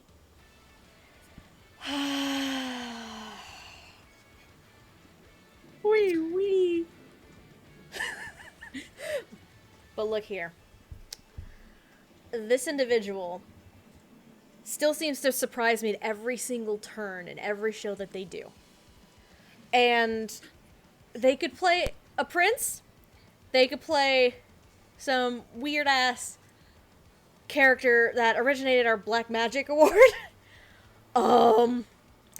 They could play... They could play this humanoid bird hero thing. Revelry in the dark. Revelry in the dark. But Revelry in the dark. shut the fuck up. But to say that this performance is the most psychologically dark that this individual has ever portrayed speaks volumes to their talent as an actor. So, I have to give it to Josh Graley as Narisigo / Sakaido in It Invaded. If you've watched It Invaded, you know exactly why I would give this to him. If you watched the episode, the Duck Talk episode we did that covered It Invaded, you know exactly why I would give this to him. If not, please go watch both It Invaded and our episode on it. Josh had to go to some very dark places, and Megan said this before. That whole dark spiel that they had in episode 3, I think you said it was. It goes to a very interesting place, and to see Josh go to that deep, dark level and continue throughout the course of the entire show, because you learn that Narisigo is a very fucked up individual. To say the least that Josh had to go to some lengths and probably some dark places to pull that out and give the performance that they did speaks volumes. And again, they continue to surprise me as this phenomenal actor and this versatile actor. So 100% my best lead in a drama, Josh Graley for It Invaded. All right, so best lead in a drama. Let me explain to you my choices. Okay. Back before we changed the categories, when we still had them separated by actor and actress, these were my choices for gold in each category. And so Really? Okay. when we did change the categories, what I just did was I just took the actress and put it in the second category, and I was done. It's been like this ever since we changed the categories. Now, so I want to specify, I don't want to separate these by gold and silver and make it come across as sexist. These are equally great performances. I have to admit it's kind of cheating a little bit, but there's just something about having one of your all-time favorite actors come back and play one of your all-time favorite roles, just like we did with Steve Bloom last year. And though I gave it to this person, easily could have been my golden choice, but I wanted to be fair because this is a reprisal. And I wanted to give the gold to someone new, or a rather new role, actually. Sorry. So for my silver award, I give it to Mary Elizabeth McGlynn as the Major in Standalone Complex 2045. Because regardless of the quality of the show itself, there's just something about hearing that just sultry, satin, yet husky and feminine and yet dominant voice back. It just does it for me. And so, yeah, it's an easy choice, but it's one that I stand up for. But for the Gold Award, it was the way... It's the same thing I picked out in January, and it stayed until the whole year round. It's got to be Josh Graley in Invaded.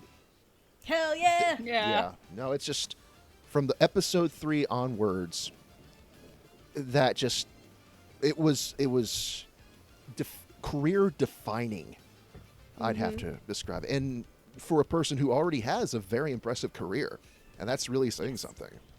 So They've been around the block for so long. Again, I said again, they can still surprise me Yeah. at every Because turn. Josh has been around since the ADV days, if you can believe that. Yes. I mean, Yes. Josh was originally supposed to be the voice of Simone in Gurren Lagann, I believe. Yeah, that's kind of insane. That's a wild thing. Oh, yeah. So, yeah. All right. Yay! So, our next award is another Viewer's Choice Award. I get to read it this time. It's for our Viewer's Choice Award. This time is for Best Lead Performance in a Dub. Okay. I was about to say hallelujah. I'm like, why am I trying to say hallelujah? Because it's Raining Men? Now, maybe, I don't know. I will not lie, my favorite meme lately is, the end of Star Wars, Rise of the Skywalker? Yeah, I saw that. The what's your name, Ray? Ray what? Ning Men. What? Hallelujah. And literally in the part where she sees the Force ghosts of the Skywalkers, it's literally the Weather Girls. Nice. It's my favorite meme of late. Anyway, the Viewer's Choice Award for Best Lead Performance in a Dub.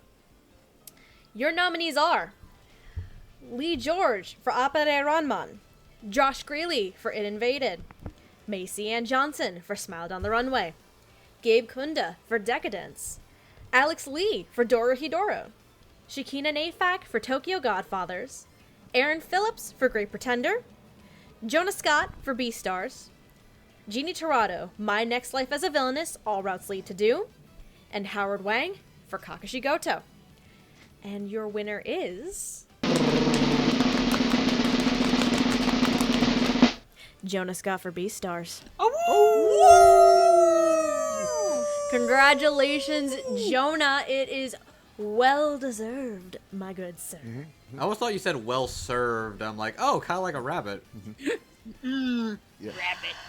The big piss pulled through. Fuck. Rabbit. Oh, y'all are horrible. Congratulations, Jonah. Congrats to Jonah for Beastars and Legoshi. All right. I'd pet him. Legoshi. All right. Our next award is for Best Writing in a Dub. Self-explanatory. It's the script writing adaptations that we absolutely loved from the year.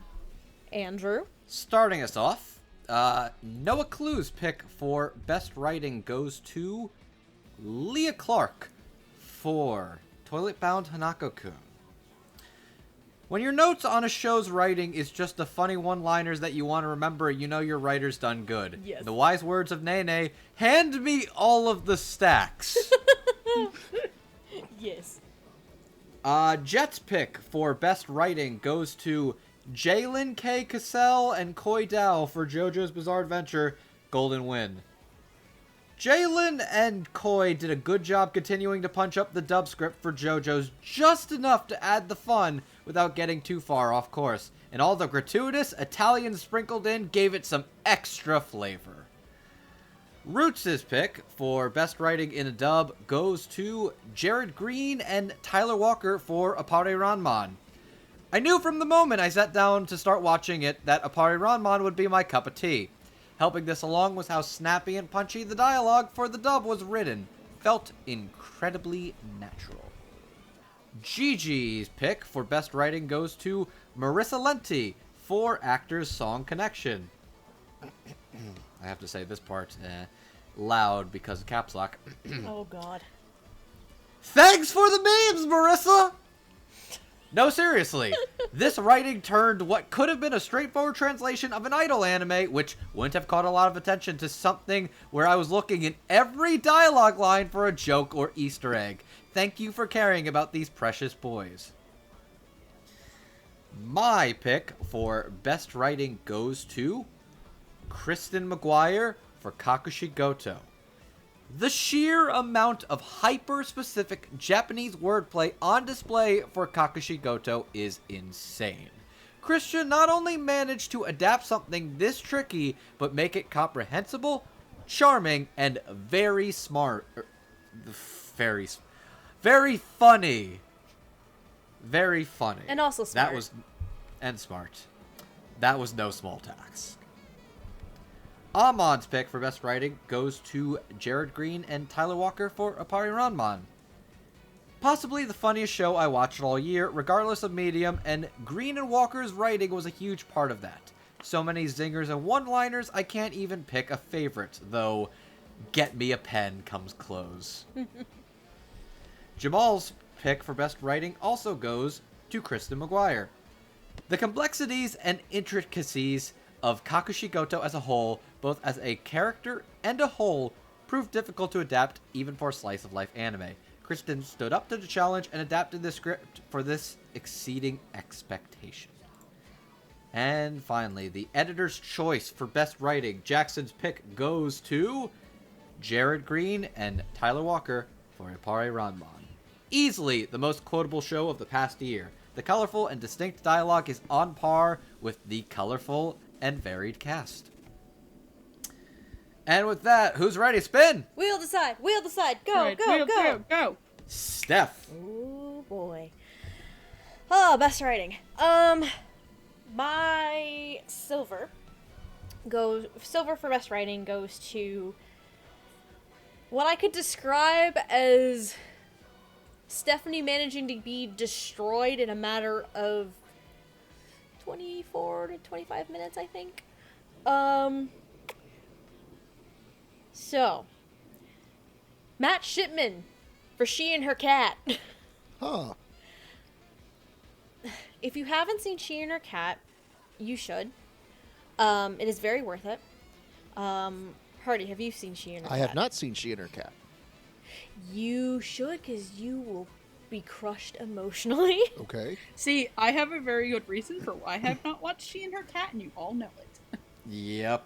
But to say that a short OVA about the relationship between a girl and her cat, and for it to not only be very natural and for a drama like this, but to convey from the cat's perspective in particular the thoughts and feelings of their owner and growing up with them. And just living this lifespan with this cat, it crushed me by the end. And to say that Matt's writing was among one of the highlights of She and Her Cat, it crushed me. It totally crushed me. Please go watch She and Her Cat. It is wonderful, and I love it. My gold award, though, is for probably one of the most intricate shows from a writing standpoint, and one that gives you so many goddamn laughs it's not even funny. Well, it is funny. Kristen McGuire for Kakushigoto. To say that Kristen had a behemoth of a task ahead of her is an understatement, because the original material for Kakushigoto is from the same author as Sayonara Zetsubo Sensei. And if you've watched Sayonara Zetsubo Sensei, oh boy. You know how intricate that the wordplay and the style of that show is. And of course, it lends itself as well to Kakushigoto. So Kristen had a behemoth of a task in order to adapt it, and she did such a phenomenal job with all of the jokes and the mannerisms and even the cute little heartfelt moments as well between father and daughter. The writing for this show was absolutely stellar, and I couldn't give it any less than my gold award for best writing. All right. Spin the wheel. Spin the wheel, spin the Wheel, wheel, wheel, turn, wheel, turn, turn, wheel. let's go! Damn it, it landed on you again. Hang on.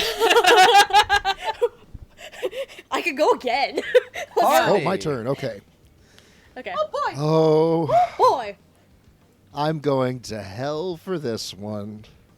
Oh, God. Attaboy. What did you Attaboy. do? What did you do? I love Andrew. All of us are like, oh no, Andrew, that's a boy! This is not a good show. I should preface by saying this. Uh-oh. It's actually... Oh, I know what this is! This is a show full of awful characters being awful to each other, and is generally not great. Okay. But I have to commend it for its writing because it made me laugh. If you can make me laugh, then I have to give you some kind of reward. This is my silver award for best writing goes to Kyle Jones for his work on the show Peter Grill and the Philosopher's Time. God, I'm gonna have a hard time finding a screenshot. Because, if nothing else, the sheer effort that was put into coming up with so many different varying nicknames of Peter. Give me some of your spunk junk. It's fucking Monica and Jamie's list of like synonyms for boobs and ass, isn't it? Basically, Except for this time, it's baby better. Yeah. No, just the sheer amount of... I can't even remember them. That's the thing. Unfortunately, I tried to watch an episode of the dub before we recorded this so I could remember a few. I completely forgot them, and they apparently have taken the dub off of Verve on High Dive for some strange reason. I think it's still up on High Dive, the website, but I can't watch it through Verve anymore. But that's weird. if you can force yourself to watch the dub of Peter Grill, you'll hate yourself, but you'll laugh. In fact, fun fact: when we were all listing shows for us to recommend to each other to watch in getting preparation for the dubbies, that was my number 10, and I wrote out to the side, literally, "You'll hate yourself, but you'll laugh." I remember that. Yeah, but on a more serious note. For my goal award, I have to go more serious. Sci-fi can be really difficult to write depending on how complicated it can get. The more psychological stuff can be hard to translate over. But I think in this case, especially combined with our actor that we mentioned previously, I think I know where this is going now. how our main character uses his own wordplay and talk no jutsu. He's a fucking ninja now. Yeah. To Talk no jutsu is a literally, hell of a he thing. can talk you into literally killing yourself. Just the prose that he uses, Yup. the way that he weaves his words and affects your mind, it really stands up for both the performance and the writing. And so for best writing, I'm going to give it to Aaron Dismuke, Clayton Browning, and Jamie Markey for It Invaded. Hell yeah. Yeah. Whoever actually had to write for that scene, oh boy. It Megan turn. Megan So my silver award is going to go to Marissa Lenti and Amanda Lee for actor-song connections. Marissa for making a script that is as heartfelt as it was fucking hilarious. Obviously, like, if you've seen Marissa's Twitter or talked to her, she is very passionate about actors, and it came through in her writing, and it was phenomenal. Yes. But to talk about Marissa's work as if she was the only writer on the show is a disservice to Amanda Lee, who did all of the lyric writing for every song in the show. The fact that these two worked in tandem together so well to put together what is, I think, honestly, a core part of one of the best dub for an idol anime that is out there, speaks volumes. And they would have gotten gold if it wasn't for the dub that had some of the best writing this year. I love you, Marissa. I'm sorry. But Jared and Tyler made me laugh a lot. I love the Opera Ramen script. I love the fact that it is snappy and funny, but it never lost a sense of the time period that it was in. And let me tell you this. The fact that that show never used breasticles, boobs, titty, but instead decided to call boobs your mama's milk bags. Yes! Is my Fuck favorite yeah. fucking thing in the world. I absolutely love this dub. It is hysterical as it is heartfelt. I love all of TJ's writing, like the we doing shots, or the when You Can All Stop Being Jackasses, it is so good. It is so freaking good. And I cannot give more compliments to Jared and Tyler, and especially Jared, who has only been like on Funimation's mainstream writing staff for like a year. Yeah. It's very impressive, actually. Like, Jared is such an impressive writer to me, and he should be doing more shows. And I want to see him try to do all types of show. He's shown me he can do a men's drama with Stars Align. He's shown me he can do comedy. I need him on, like, psychological thrillers. I need him on, like, rom-coms. Oh, please, put him on psychological. I will eat that shit up. I would love to see Jared Green be the writer for Moriarty the Patriot. Please. I still haven't even I'm wishing watched for things Moriarty, that I don't have please. Funimation. Please stop Moriarty, for the love of God. Please, for the love of God. I haven't even started it yet. I'm done. So bad. I'm done. Congratulations to Tyler, but mostly you, Jared. Alright. I'm sorry that sounds really mean, but, like, it's Jared. That dub went to Jared. It's Jared's. Jared's. Oh, Jesus. Alright. They went to Jared's. Fuck you. I just made that joke. Don't you steal my thunder. I'm not stealing your joke. I was elaborating on it. Oh, Yes. Jesus Christ. Alright. No, he's hot. Almost there. We're getting there. We're getting there. Oh, we're halfway there. We are more than halfway there, bitch. Dog elected All right. mayor. Our next... What? Huh? Thank you, Hardy, for that. Wee. Anyway, our next award.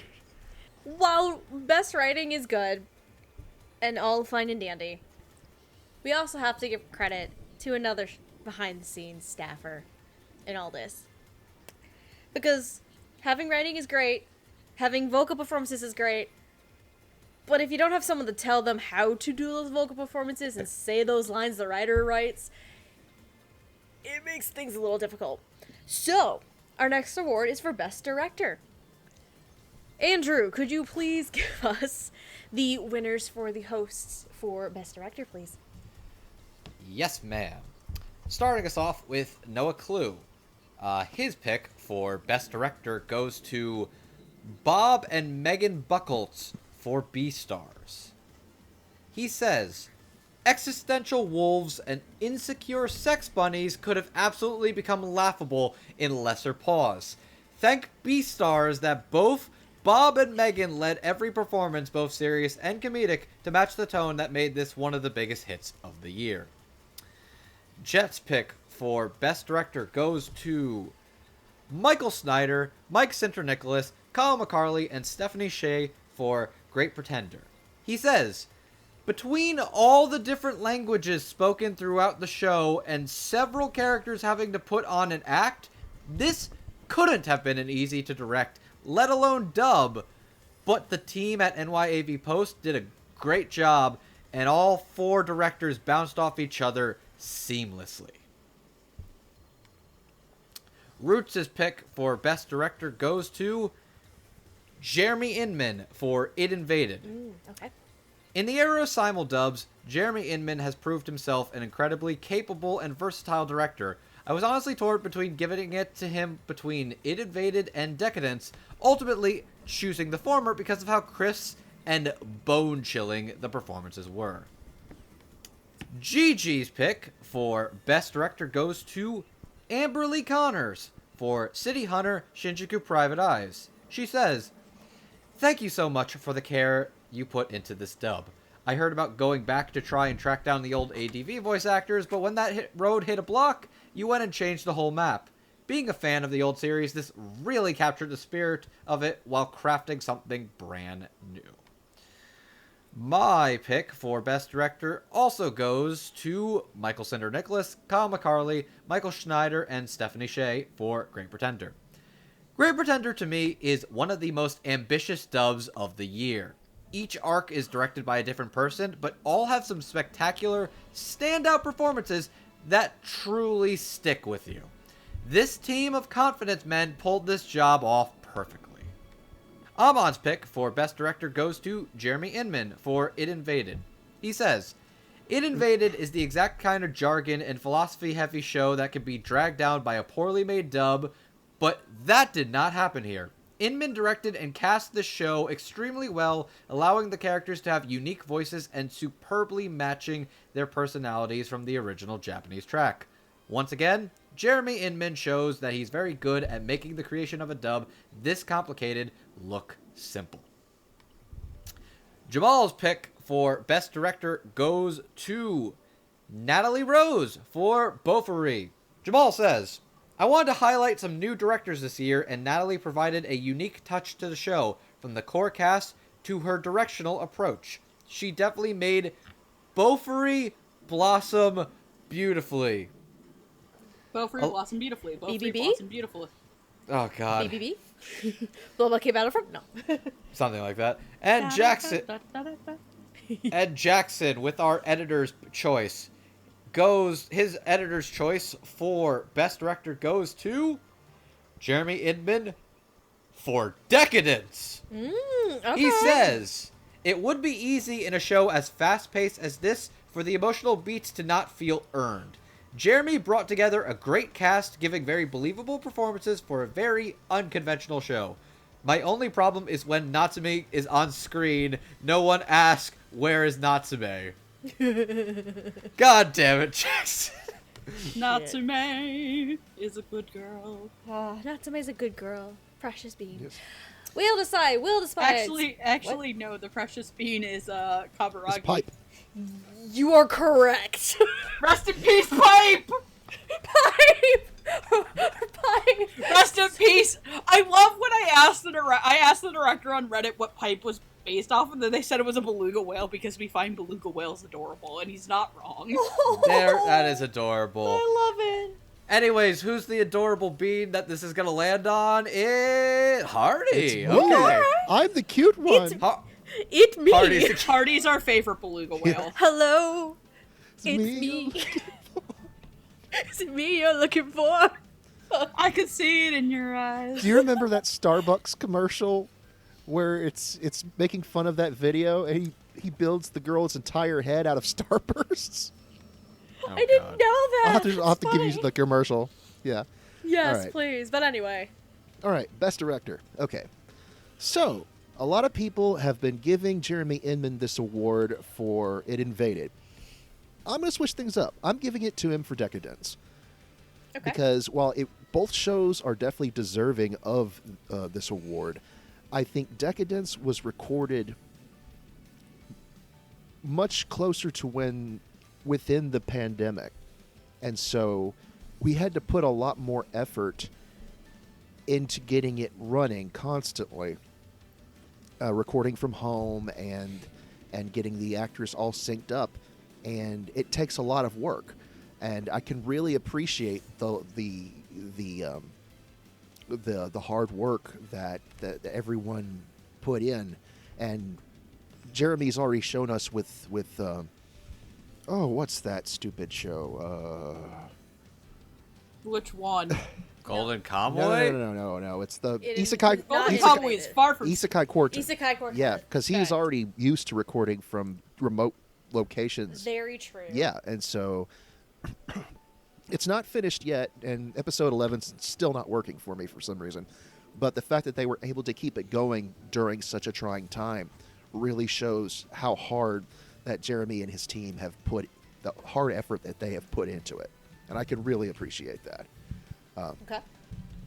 But for my gold, I have to give it I have to agree with Andrew on this. I have to give it to the team of Center Nicholas, McCarley, Schneider, and Shea for Great Pretender, because that is such a complicated dub that with all the different languages and all the different accents and all the different pieces having to come together, it could not have been an easy thing to go through. And yet I think as far as a well-made product, I think it just stacks up so incredibly well.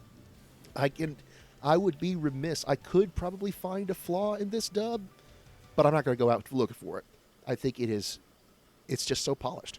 Cool. Back to the wheel to side, bitch. Let's go. Wheel. Wheel. Megan. Oh, okay. It's my turn. Megan. Yay! So my silver award for this is going to go to Kyle Colby Jones for Made in Abyss, Dawn of the Deep Soul. Nice. I love the entire dub of Dawn of the Deep Soul. It's not as strong as some of the other dubs I have on here, or that we've talked about tonight, but I think that the improvement that happened from the dub of the main series over to the dub of the film is worth calling out. Yes. Because there are parts of the main Made in Abyss dub that are very rough. There's a couple of miscastings, but the movie cast is out of the park. I think Kyle directed and cast these actors and directed them as their characters through some of what I would have to think is some of their most outright disturbing imagery that they've had to go through. Especially, Karbowski, Brittany Karbowski as Nanachi. Sorry. Brittany Lauda as Rico. And especially Lucy Christian as Reg, and Avery Smith-Hart as Prushka. Yes. Those two especially have some of the most graphic moments in the movie that will make you incredibly uncomfortable. And Kyle's handling of this with such a deft touch really came through, and I know that, again, a lot of Made in Abyss sub-only people aren't going to like this choice, but frankly, go fuck yourselves. That's all I gotta say. Kyle's work and theirs there. But, it's time for the Megan's annual Caitlin Glass Award. Yay! Every year I keep giving her something! And that's this. I think Caitlin Glass is the best director at Funimation in the in-house studio. She is knocking it out of the park every time. She has, I think maybe outside of Marissa Lenti and the Sound Cadence, Marissa and Amber over at Sound Cadence, I think she's honestly has some of the biggest balls out there as a casting actor. And her work for Appare Ranman, because I gave this to her for Fruits Basket last year, exemplifies this. To have a show that is from a very well-liked studio as an original, and she had this last year with PA Works and Fairygon, and this came out a lot better, that a lot of people were a lot more hyped for. Having her come through and say, in this dub, I am going to put, as the core 3 members of Team Appare, I'm going to put 3 people of color. In Lee, Yvonne, and Emmy. To have all 3 of them also be names that I think a lot of fans aren't familiar with. And then to say, okay, I'm going to bring in actors of color to keep the spirit of this alive. And I obviously should also be giving a lot of credit to her assistant, Sean Gann, for this, who is also, I would love to start seeing him get a lot of solo work, too. Yes, please. I'd love to see it, too. Caitlin's touch on Appare was fantastic. And I think as the main director for it, she put together a great dub with a great cast and led them through it well. Obviously, you've seen throughout the night how many accolades we are giving to Appare as a series. And there's a good reason behind it.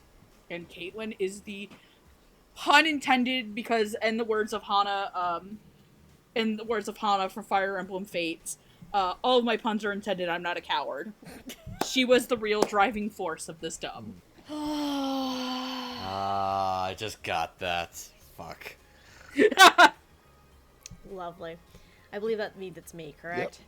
Yes, indeed. So, while Megan has her yearly Caitlin Glass Award, my silver continues my little trend of my yearly Clifford Chapin Award.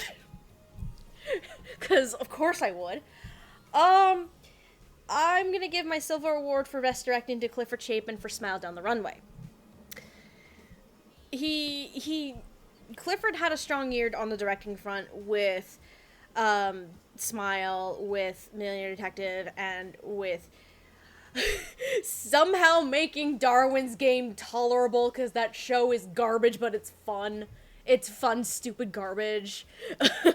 But in terms of Smile Down the Runway, he brought together, at least with the core cast, a fun, diverse group of individuals, ranging from actors and actresses who are slowly becoming more prominent, or actors and actresses who are not seen in as many roles or as many shows, i.e., in this situation, Macy Ann Johnson's first actual lead, I believe, and you have Lee George coming in as a major role as well. And the diversity of the cast, the personalities of these characters, it's just wonderful. And Clifford's attention to detail and with characters and story and everything, it really shines through in honestly any of his directing work. But I think that culmination definitely comes through very strongly in Smile Down the Runway. As for my Gold Award, because I'm realizing I haven't talked about this show since our Voice Acting Black Magic Award, I believe. I had such a fun time with Dorohedoro. And the direction on it from Bob and Megan Buchholz was spectacular. From the crazy Ebisu to the dynamic duo of Noe and Shin to whatever the fuck Alex Lee was with Kaiman. The direction was... it felt all over the place, but very contained, if that makes sense. And it hit on all the right notes and the right beats, and I just couldn't help but really, really enjoy the directing on this dub, so my gold has to go to Bob and Megan Buchholz here. I believe we are ready for our next award, yes? Mm-hmm. Okay. Oh, it's the new one. So our next award is actually a brand new award for us. And Hardy originally was the one who suggested this one, and it's honestly appropriate, and I know we haven't done this one in the past, but it's long overdue that we introduce it. I get to be the one to actually talk about this one this time, because this is another one similar to Unsung Hero, where there's a general consensus in the group as to who should receive this award. This brand new award is the Lifetime Achievement Award. I believe the only major qualifications. It's a voice acting award, so specifically this is for voice actors. And then I believe the only other guideline really is it goes to voice actors with over 20 plus years of experience, I believe is the time frame we gave. Mm-hmm. So, that being said, I have a spiel I wrote up. In May of 1994, Funimation was founded with the goal of bringing anime to the English-speaking masses. The first major franchise they tackled? Dragon Ball Z, of course. And that's where this actor got their start. Tackling a few different roles, including an early major antagonist, this person then quickly transitioned to their first lead role and directing role. You not only can find this person in the booth, but behind it as well, after becoming the director of production at Funimation in 2006. Today, according to ANN at least, they have close to 200 acting credits and over 500 producing credits. And yes, I tried counting them all. And I couldn't count them all. Over the years, they've portrayed a wide range of characters. An aggressive assassin, a serial killer, they took part in a class trial, gave us that sweet rock and roll, has defied church and vampires, is in training to become a hero, has the strangest of curses been placed on them, and was once a spirit detective. Each role memorable in their own way, and every time he appears in an anime, personally, this is coming from a personal standpoint, I smile and I welcome it. On behalf of the Dub Talk podcast, we'd like to give our first Lifetime Achievement Award to the Grateful King, Luan Kuwata, Adrio Kirishima, Hatsuharu Soma, and Yusuke Urameshi, Mr. Justin Cook. So, congrats to you, sir. It is well deserved. Honestly, everyone in Dub Talk just loves your work, whether it's in front of the microphone or behind it. And I think your work does not go unnoticed in our eyes, and it's long overdue that we show that appreciation for you. So, voila. All right. Moving on. We are down to our last 3 awards. We are almost there. We are in the home stretch. Our next award is another Viewer's Choice Award. And I believe it's Megan's turn to present this one. Yes, it is time for our best returning dub. These are the dubs that shows that came back this year, reunited their casts, and showed us more of the story that they have to tell.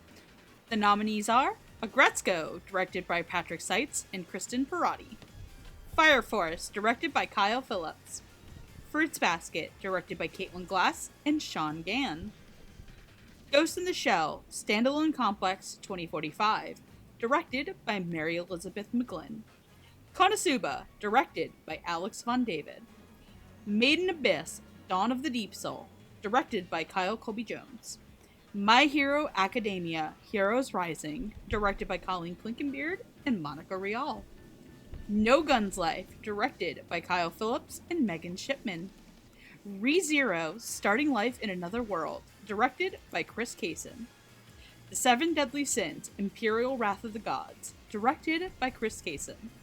And the winner is...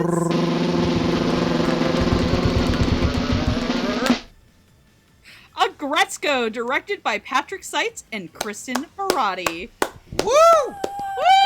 Agretzko, just like Erica Mendez, has only been nominated like 3 fucking times. 3 times, and it finally won. And it finally did it! The Susan Wait, Lucci. this one wouldn't be a woo. It would be a... Oh god, how do I even fucking do a death metal screech? Fucking hell! Oh, what? That sounded like a dying animal. Who did that? There is literally just a square on my Audacity twice where I tried to... Oh shit! Congratulations to the Thank God I have water. Congratulations to the cast and crew of Agretzko. You fucking did it! After what, 3 years? Well earned. Well earned. Alright. We're down to our last 2 awards, and they are the big ones. So, starting us off, let's talk about Dub Talk's Dub of the Year. And when I say Dub Talks, I mean us here at the podcast, our hosts. Viewer's choice is always kept for last. Thank you very much. Andrew, could you give us the winners for other hosts for Dub of the Year, please? Why, certainly, Stephanie. Actually, hang on. I need to sneeze, maybe? I'm not sure. Bless you, question mark? Don't hold it in. Let it go. Let go. Okay, damn it. Okay, nothing yet. Okay. I'm gonna keep the tissue just... Watch, he's gonna sneeze smack dab in the middle of this. Oh Right god, as he it's gonna starts happen. talking. I'm gonna hate it. Anyways. Starting us off, Noah Clue's Dub of the Year goes to Beastars. And he says, I'm not a furry, but... That's a great way to start a sentence, Noah. Thank you. The angstastic performances, both on and off stage, of Cherryton Academy couldn't have been in better English hands, given every episode the dubbing pedigree it desered.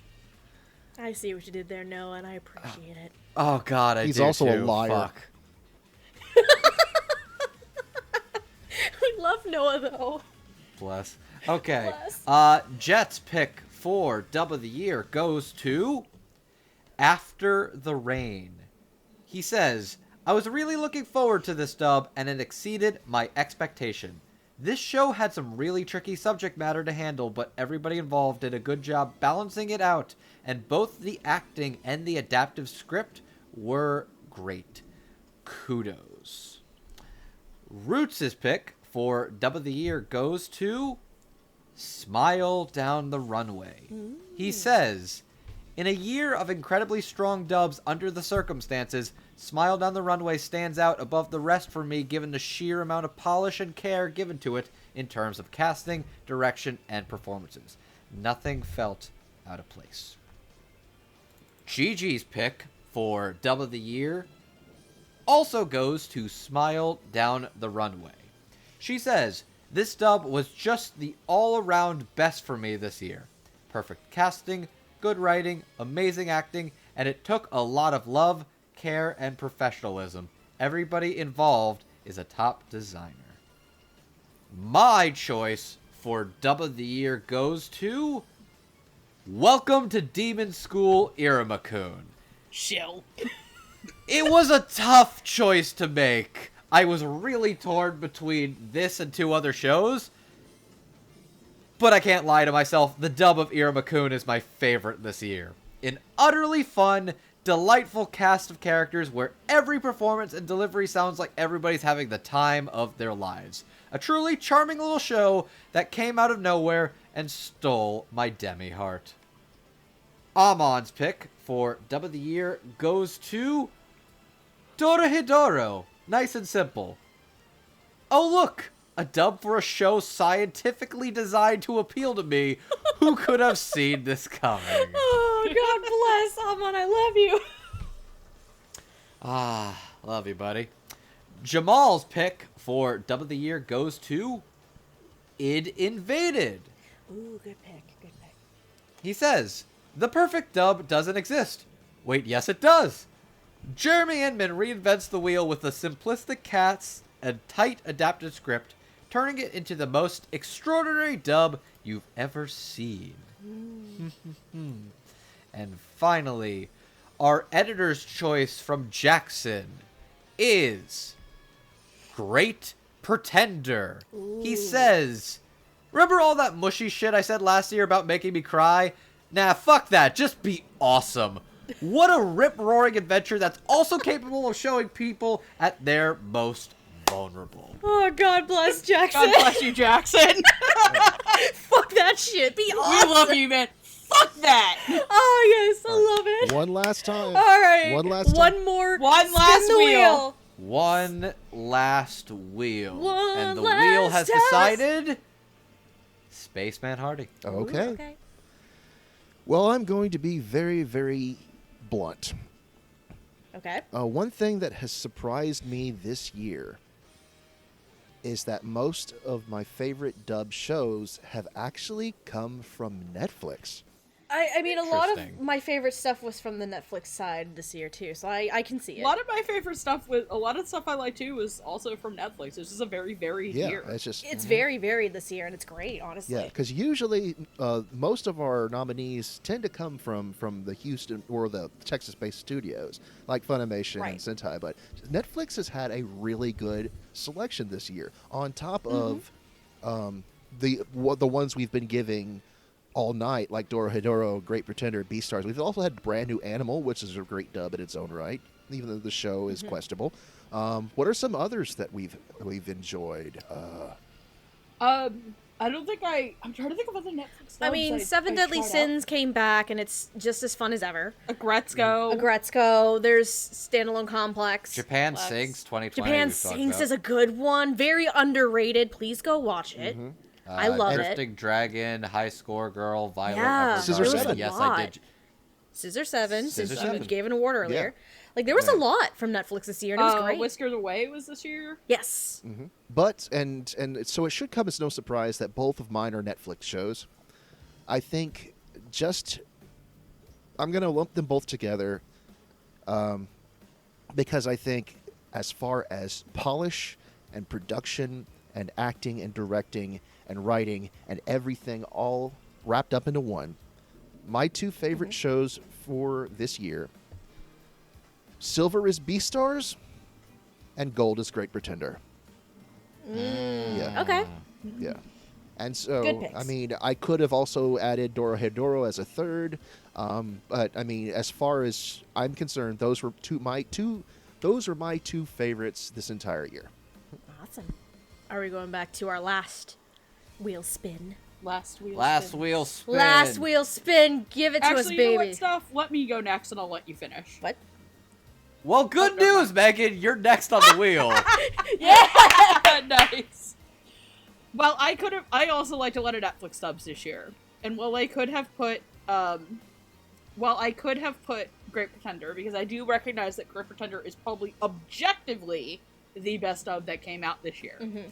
I also wanted to highlight two other dubs that I thought deserved their fair recognition as well. And yes, there's one performance that's actually holding Dorohedoro off from being on my best list because it did the cardinal sin of one of the things I hate in anime dubs, and in good faith I couldn't give it to that. Okay. I could have obviously put Fruits Basket in here because, as I said very, very, very adamantly last year, Fruits Basket to me is one of the best dubs that is currently put out right now. It is up there with My Hero Academia as one of the best long-running ongoing dubs. And I say long-running as in, after this year, it's going to top over 70 episodes, potentially. Because it is confirmed for season 3. 3. And I would honestly say Black Clover's kind of up there too, but maybe a step down from Furuba and My Hero. Mm-hmm. And sometimes that's just because of the quality of the show itself. Yeah. So I have a lot of personal gripes with. As much as I like Black Clover, there's a lot of gripes that it's done lately that makes me As much as you like it, you also hate it. hate it. Yes. But not Asta. He's a good. And Asta doesn't have a neck anymore. Buff Asta is like some fucking like protein shake nightmare fuel paralysis demon. That is a combination of words I did not expect to hear. Anyway, Yep. says the guy who called Ebisu a sleep paralysis demon. Shut up. Like I said, I could easily give this to Fruits Basket. Mm-hmm. My silver award for Dub of the Year, while I do think it is technically stronger than my gold, is Appare Ranman. Appare Ranman is one of the easiest shows I have ever had to watch for Dub Talk, and its dub is simply sublime. It made it so accessible. It had fun writing, fun casting, fun sound mixing, even though I didn't give it an award for sound mixing, because the other stuff I put was really good, but everybody doing it from home was fucking great. Mm-hmm. It's such a fun, colorful cast, or such a fun, colorful show. It has a cast that makes that world feel lived in, and that's a lot to say. My gold for this, however, is going to After the Rain. And I do not say this lightly when I say that After the Rain is the best dub that Sentai has ever produced. Sentai is a studio that, while it has some good dubs and some great dubs, they are also known for some pretty questionable decisions. Mm-hmm. After the Rain is them at their best. The casting is phenomenal, the writing is great, the direction is on point. It takes a cast that, if you looked at it on paper, you would not believe that that was done at Sentai. And yet, it works great, and it is a crying shame that it is locked to DVD only. Yes. Definitely pick it up on a sale, for sure. Mm-hmm. Yes.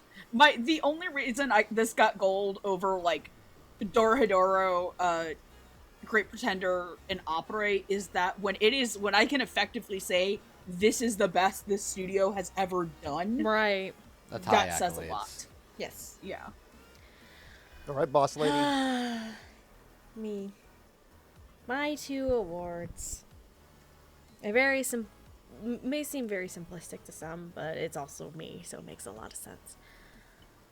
My silver award goes to a show that has actually been previously described tonight as one that pays very close attention to detail, has amazing performances, outstanding writing, and is just overall wonderful and a great show. My silver award is for Smile Down the Runway. I have like, Smile Down the Runway is one of those shows that has stuck with me throughout the course of the year as one of the fun highlights to me. And while there are other shows, and trust me, this award was very, very difficult to try and figure out, there are many other shows like Great Pretender, like Appare Ranma, like Dorohedoro, Beastars, frickin' Tokyo Godfathers. All of those shows are fantastic and they're alright. But Smile Down the Runway just inches them out because it's so endearing, and the love and attention that was put into it speaks volumes. So that's why. Now for my Gold Award. I'm going to kind of link this back a little bit. Because I did not finish my Dub of the Year picks until about 30 minutes before we actually started recording. And I was on the phone with Andrew. Andrew had also not finished his Dub of the Year pick. And he was stuck between 3 shows, one of which is Welcome to Demon School Irmakun. And I immediately said to him, Andrew, you have been talking and shilling the hell out of the show the entire year. Why are you not making this your Dub of the Year? Because you love it so much and it's stuck with you the entire time. I think that kind of knocked some sense into him a little bit, and that's why he picked it. But it also knocked some sense into me as well. I had my Gold Award as a possible contender, but I took it out very early on because some of the other stronger dubs in the whole year. However, after I said those words to Andrew, I immediately put it back in, and not only that, I immediately gave it my gold position. To say that a show has me invested enough to want another season, to love and adore the entirety of its production, to make me read the manga of this show speaks volumes. My gold has to go to Toilet Bound Hanako-kun. It is fun, it is energetic, it also has so much care and detail put into it, and I just fell in love, and the show as a whole stuck with me throughout the whole course of the year, because again, this is another winter series from last year. I couldn't think, I'm an idiot, I couldn't think of giving it to anything else but Hanako-kun, honestly. And with that, we have one more award. Oh, it's the big left one. to go. It is the other big one. Hardy, I think this is you, sir. Oh boy, you're handed. Can you give us our last Viewer's Choice Award, please? It would be my honor. This is the Viewer's Choice Dub of the Year. Your nominees are After the Rain, directed by John Swasey; Appare Ranman, directed by Caitlin Glass and Sean Gann; Beastars, directed by Bob and Megan Buchholz; Dorohedoro, also directed by Bob and Megan Buchholz; Great Pretender, directed by Michael Sinter-Nicholas, Kyle McCarley, Michael Schneider, and Stephanie Shea; Id Invaded, directed by Jeremy Inman and Tyson Reinhardt; O Maidens in Your Savage Season, directed by Kyle Colby-Jones and Christine Otten; Run with the Wind, directed by Shannon Reed; Smile Down the Runway, directed by Clifford Chapin, Brittany Lauda, Kristen McGuire, and Michelle Rojas; and finally, Tokyo Godfathers, directed by Michael Sinter-Nicholas, Stephanie Shea, Chelsea Cohen, and Oscar Garcia. Get the man voice ready. Oh boy. Yes. And the winner of the Dub of the Year 2020 goes to Beastars, directed by Bob Buchholz and Megan Buchholz. Woo! Congratulations! In a Beastars is I think the first thing to ever sweep all of the non-returning. Mm-hmm. Yeah. Yeah. I think it is. That's impressive. Congratulations Congrats to the casting Beastars. crew of Beastars, ladies and Beastars. gentlemen. Yeah. And on that note, that is all of our awards for this year. We're done! We're free! Oh, we are free of this. Yeah. But I can watch other things now. I can watch other things. Hallelujah. But before we go, I can see my family again! before we go, there are a couple other things we want to quickly address. And Hardy, I know you wanted to address one of those. Yes. 2020 has been a very difficult year for everyone. It's been trying times for all. And this is no different than the English voice acting community.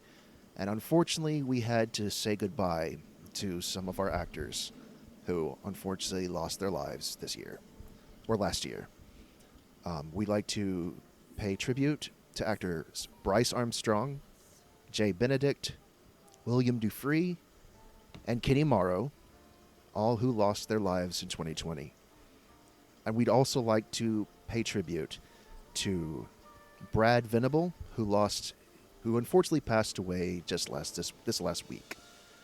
And even though he wasn't connected directly to the English voiceover community,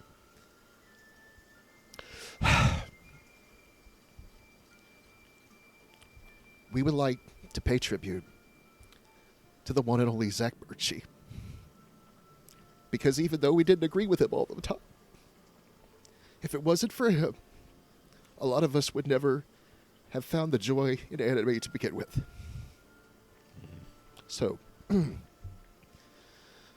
please, the Dub Talk podcast would like to give our heartfelt condolences to all these men, to their friends and families, and may 2021 be a better year, and may they all rest peacefully. That is all.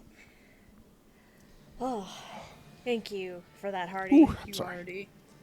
So, It's okay. I know for us this is the first time we've done an in memoriam, Memoriam. but considering how this year has been, it's it's honestly it's appropriate to mention those who unfortunately are no longer with us. We thank you very much.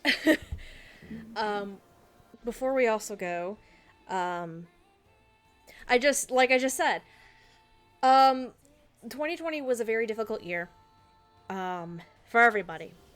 Not just the anime community, but the entire world, because, well, we all know why. Pandemics are a thing. And at the start of this whole thing, when the pandemic completely took over the globe, it suddenly put a lot of people out of work. And we all know, and we're all wondering whether or not the industry was going to come back from this. And miraculously, they did. So, personally, on behalf of the Dub Talk podcast as well, I want to give my heartfelt thanks and gratitude to not only the voice actors in the industry currently, but all of the ADR staff, whether it's directors, writers, translators, and especially the engineers and the sound mixers who jumped at the challenge to be able to adapt in a pre, during, and now, for at least as far as we know of, post-pandemic world, and being able to adapt very quickly into being able to give voice actors the chance to record at home safely, so that way the English dubs for anime can continue to be produced. And even though there was a learning curve in the beginning, it's gotten to the point where a new norm has settled in. And I think I speak for all of us when we say we are so grateful that the whole industry didn't collapse, that people are continuing to have work and their jobs and their livelihood, because it's not easy right now.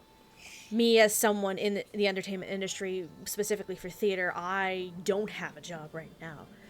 So bouncing back in a spectacular way speaks volumes about the communication and coordination for every department in a licensing and dubbing company. So thank you very much for stepping up to the plate and adapting and continuing to create such high quality, professional, fantastic English dubs for anime. We salute you. We salute all of you. Because this year has been shit. It has. Oh, But thank you. I think that was the last point needed to be made. Oh, sweet lord. And It's been a year.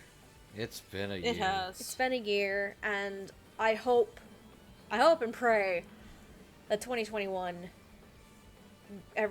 things actually start getting a lot better, honestly. I But just if one thing's for certain, we're still gonna have anime. we are. So and, hell yeah to that. and thanks to Yeehaw. the literal magicians that basically reinvented the wheel, Yeah. we got a lot more dubs on the horizon too. Mm-hmm. Yep. I'm already keeping track, believe me. He does every fucking year at this point. Andrew is our secretary. For those curious, 120 anime were eligible for this year's period in particular. Yes. And this includes not only a pandemic, but also the qualification change in terms of time period for us since we changed it. And already, I believe, Andrew, the current number for 2021 is up to 50 in the span of like 3 months. Well, in the course of, let's see, out of October, November, December, January, February, and some March, and a couple of carryovers, there are now, at the time of this recording, 53 eligible English dubs for next year's Dubbie Awards. 54 if we're going to count a certain Kickstarter one. We're still working on that. 2021 is going to be a interesting and phenomenal year. I just I want think to Done, hug fam. you guys again. We done. It is time. I think we're done. Are we ready for me to just sign off of everything at this point and go through the usual? No, Patreons. Patreon. That's what I'm saying. Sign off and do the usual shit. Yeah. Okay. Throw So- all of them in there. I got it. So, thank you, first of all, very much for watching this long-ass thing, because this is always a year-end spectacular. It takes forever to record. It takes forever to fucking edit. But if you made it this far, thank you so fucking much. If you are interested in following the Dub Talk podcast, the first 2 ways and easiest ways to do it: 1, if you are currently watching us on our YouTube channel, subscribe, please. Okay, thanks. 2, if you are currently listening to us on the go, please follow Dub Talk Podcast on Spotify, Apple Podcasts, and Podbean. Please and thank you. If you want to follow any of our social media accounts, we have a Twitter. Instagram is kind of dead. Tumblr is also dead. And we have a Twitch. All of them are at Dub Talk Podcast. And if you really want to support us in a different capacity, we have our Ko-fi account, and we also have a Patreon. Both links will be in the description if you are currently watching this on YouTube. And speaking of our Patreon, we have to thank our wonderful patrons who show the support to us every month. We have our $5 tier, Michelle Travis, Miraculous Corazon, Nico Robin, but with Yowie hands, Victor Mayborda, and I saved this one for last, Megan's mom and dad. Yep. They are precious and I love them. Fuck you, 2020. You couldn't take cancer. Couldn't take away both my parents. Fuck yeah. And then we have our $10 tier: Carly Lestical, Crimson Echidna, Jacob Wilson, J2 aka Jared, Marissa Lenti, and Otaku Anthony. Thank you so much for your support. If you're interested in anything that the four of us idiots like to do on a daily basis, I'm so hungry again. I'm working on it. Shut up. My name is Stephanie. I'm sometimes also known as Lilac. You can follow me on Twitter at Lilac Anime Review, with review being spelled REVUE. I have a blog, lifeandtimesotaku.wordpress.com, that I don't exactly update frequently. I need to fix that. I also do photography stuff now. I have my own print shop if people are interested in buying photography. And I have socials as well. It's Stephanie Snapshot Garden. If you're interested in all that fun stuff. Spaceman Hardy, if you're interested in following him, you can follow him on Twitter at Spaceman Hardy. He is also... You're a moderator on the Funimation Discord, or no? I am. I just very rarely show up. I was a forum moderator for the website, but that's kind of dead now. So. I sometimes forget. Squishy furry titty. I Everyone forgets I have the titty mouse pad. Jesus Christ. Speaking of titty mouse pads, I guess, if you want to follow Megan and all of her bullshit, you can follow her on Twitter at QueenEra2, and yeah, that's basically it for her, I think. She might lurk around on the Funimation Discord sometimes too, just for funsies. And then we have telling you're wrong about something. And then we have Andrew. If you want to follow Andrew, he is at MangaMan9000 on Twitter. He also is a moderator for the Funimation Discord, and he's also on another podcast. He's on Surreal Resolution's podcast ONA, along with fellow Dub Talk co-host Jet. I believe we're done. Yep. That's it. I quit. I fucking quit.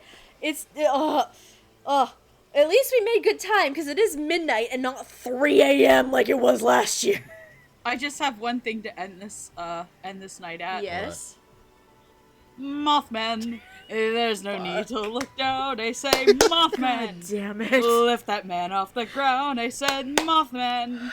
You destroy that old town. That's all the words I remember. But And go fuck yourself, COVID. I said, go fuck yourself, COVID. Eat my ass. You stupid deadly disease. Also go hit Ted Cruz in his knee. okay. That's it. No. I miss you motherfuckers. I miss you something fuckers bad. too. Everyone's gonna be like, why is Megan so mean? I want to hug There's y'all a reason for it, and Lord Almighty, it's God. very justified. Anyway, that's it. Thank you for watching. May your 2021 be filled with fun, laughter, and so much fucking more anime. Until next time, otaku on, my friends. Wash your hands. Thank you. Yeah, no. Wear a mask, wash your And- hands, be safe, be smart. I love all you motherfuckers. Otaku on, thank you for watching. I love you too, fuckers. Bye-bye. Good night, everybody. I'm not gonna make a furry joke. Please don't. We've made enough tonight. Just ended on Howling at the Moon, like usual. There it is, boys and girls. This is my life now. Please don't cut off my balls, Mommy.